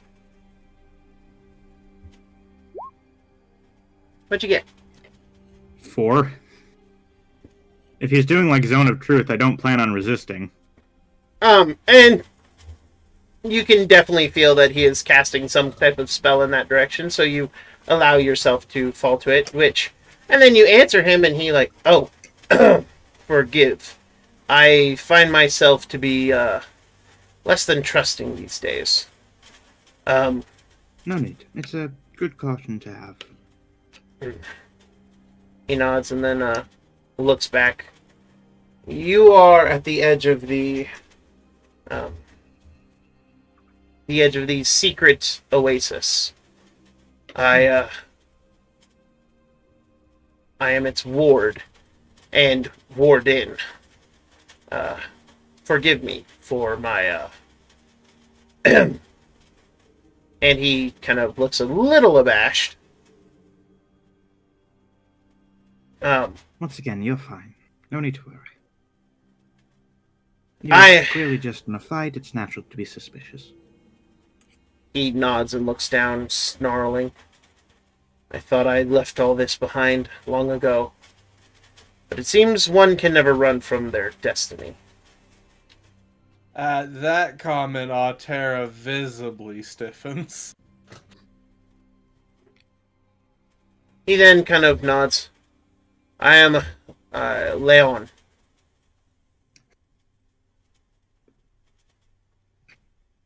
Good to meet you. He nods. Come. You must be weary. If you have been traveling these deserts, then you would definitely be so. And he approaches a little closer. You watch as he puts his sword away. He then turns to the mist and holds out a hand. And as he does, it parts. Just enough for a little walkway to be provided. And he starts to head down the walkway. And it's very useful. He nods in agreement. Follow. And as you guys follow into the mist, he leads you to much the same kind of place as I described earlier. This oasis where you can see life that... Tobias, you are familiar with this kind of life. You have seen the normal creatures or the lesser creatures in the Sovereignty. They are not new to you. However, for such vibrancy of life to exist all in the same space is new. Let's put it that way. And So it's like it's been cultivated. It's more like it's been allowed to... It's been shielded from the magic that suffuses the rest of the Wildlands. It seems to be some kind of haven. The only thing of civilization that you note is a little campsite way at the bottom by this pool. and he begins to walk in that direction. And as he does, he kind of speaks to you all, to the pair of you. Welcome to the Hidden Oasis. It is a lot different than I'm sure you're used to seeing in the Wildlands, but I assure you it is the safest place in the Wildlands. Very few can get here by accident. Many people wind up lost in the mists for days. I've heard of years even. I was carried in here by caretakers. Interesting. I was just a cub when that happened. Oh, I have finally found his photo, so allow me to share it with you. Good, I can stop picturing Baragon. No, Baragon looks very different. Well, I don't have an image for this guy, so I've just been imagining him. Do you have an image for Baragon? I have a mental image of Baragon. Oh, okay. That's fair.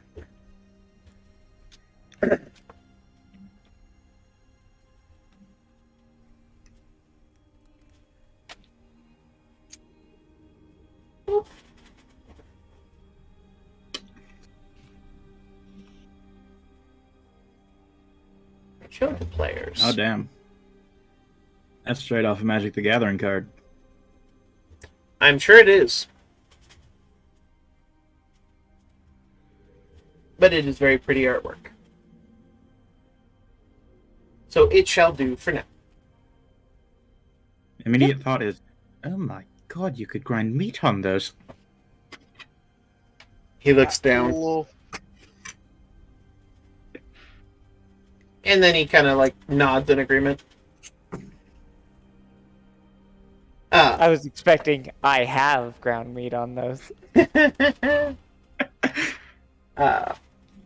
But Much homo. I mean, That's fun. if you're built like a cheese grater, you better be doing some work. he does lead you down towards the camp though, and kind of looks at you all, or looks at the pair of you. You say you were separated from your friends. Any idea where they might have gone or been? I'm honestly not sure. We were all walking together by a cart, and the two of I'm us got also- distracted by the mist, and I'm also not gonna lie. Whereas you were picturing someone else, my mind entirely went to fucking chaotic. Tangith Toborn. Yep, Tag and Toburn? Yeah. that is where that's where my mind immediately went. Dude, I spent fucking way too much money on that card, but I am so glad I have it. Which one? Tangith Toborn. That card alone was like $12. I got one as in one of my packs. Yeah, I never did. So I went out and bought one. But anyway, God, I love Chaotic. It's such a fun game. It is. I wish it took off better. But anyway, Agreed. as he leads you down, the two of you can go ahead and make a perception check. Also, the other two can definitely make a perception check as well. Alrighty.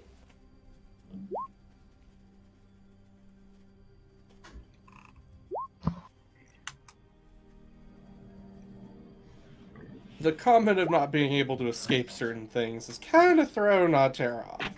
I've rolled above a 10. Hooray! Hoorah! Gobsy and Tobias and Yuki are able to spot the others from across the way. You realize this place is not very big. Like, it goes down into a pit, but it itself is not very large at all. In fact, allow me to... That's really them. Leon looks across the way. Seems they were allowed to enter. Very good. I would hate for them not to be. companions. So and- scared, I almost lost a trade deal amongst the stars. I mean, of course you're well, Professor. And Yuki, an honest, like, friendliness kind of comes up, and she does, like, the cat rub. Rub. Her head just, like...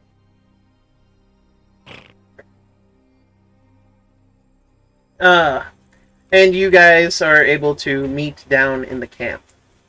And that is where we shall end it for today's session. We don't have the cart with all the other cats. I'm assuming that we do, but... Cause You do, because Oliver is with you. Oh, okay. He never left. Seemed to The only be ones who- sticking right with Oliver's you. always here. The only ones that got lost were the good professor and the fucking apparently disturbing owl. Oh Which wait, one? hold up. That kind of goes for two. Yeah, I was about to be like, yeah, which fucking one? That's funny. But with that, I want to thank all of you for joining me today. I would also You're like to welcome. thank you, my fantastic audience, for... thank you, our fantastic audience, for joining Being us here. this evening and watching us and playing along with us. I certainly hope you guys are enjoying this, because I know I certainly am. As you can see, I have poured a lot of my heart and soul into the Wildlands. Thanks in no small part to my amazing friends here. And, of course, I couldn't do this without them. So, without further ado, we have Mr. Exile playing Tobias, the bunny artificer. Hello. We have the ever-lovely Callie Cat playing the cat merchant of sense. You said he was just... Tobias is really a celestial bunny. I'm insisting upon this. And then my children could be taught by a rabbit of the moon and stars. They will be the most intelligent children ever. Didn't we establish a while ago that even you don't really believe it? Well, I'm gonna keep pushing the lie as long as I can. I mean, whether she believes it or not doesn't mean that she won't continue lying about it. Yep. I mean, for all Rabbit. sometimes if you get caught up in a lie, eventually you find out that lie somehow has a good portion of the truth straight to it. Let's just be very honest about Yuki. There are a lot of secrets and a lot of bad things going on in the background. Maybe that's why I haven't heard much of Rabbit. Rabbit's just on the moon. I mean, you Exactly. never know. Clearly, He's that is the the moon case. forger. We then, of course, have Mr. Eric playing Gubsy, the slime mimic, or the slime medic, excuse me. Not a mimic slime, not yet. I correct. I mean, with Mayhem's help, yeah, I am. But I mean, with Mayhem's help, I was able to be a fucking Minotaur for a day. I was able to be a rabbit for a day. I mean, if your life is that interesting, you can be a rabbit every day, especially with abs like this guy's. Oh my god, you could grind the meat on it. Sorry, I love that. And then, of course, last but certainly not I'm least, just saying. Oh, go ahead. last but certainly not least is Mr. Mason playing our owl rogue Auria. Oh, and don't get me wrong, I entirely agree with Tobias. You could grind me on those abs any day. They're very aesthetically pleasing abs. I love this. I love the sentence "grind me" on those abs. I'm just saying I wouldn't abject. Oh, fuck you! And I am your king I of wasn't the. an abject failure. I was making the DBZ abridged reference. What I know. was too. Anyway, I have been Dr. Wolfenstein, your king of the wilds, and thank you for joining us on this fun surgery. We shall see you in the next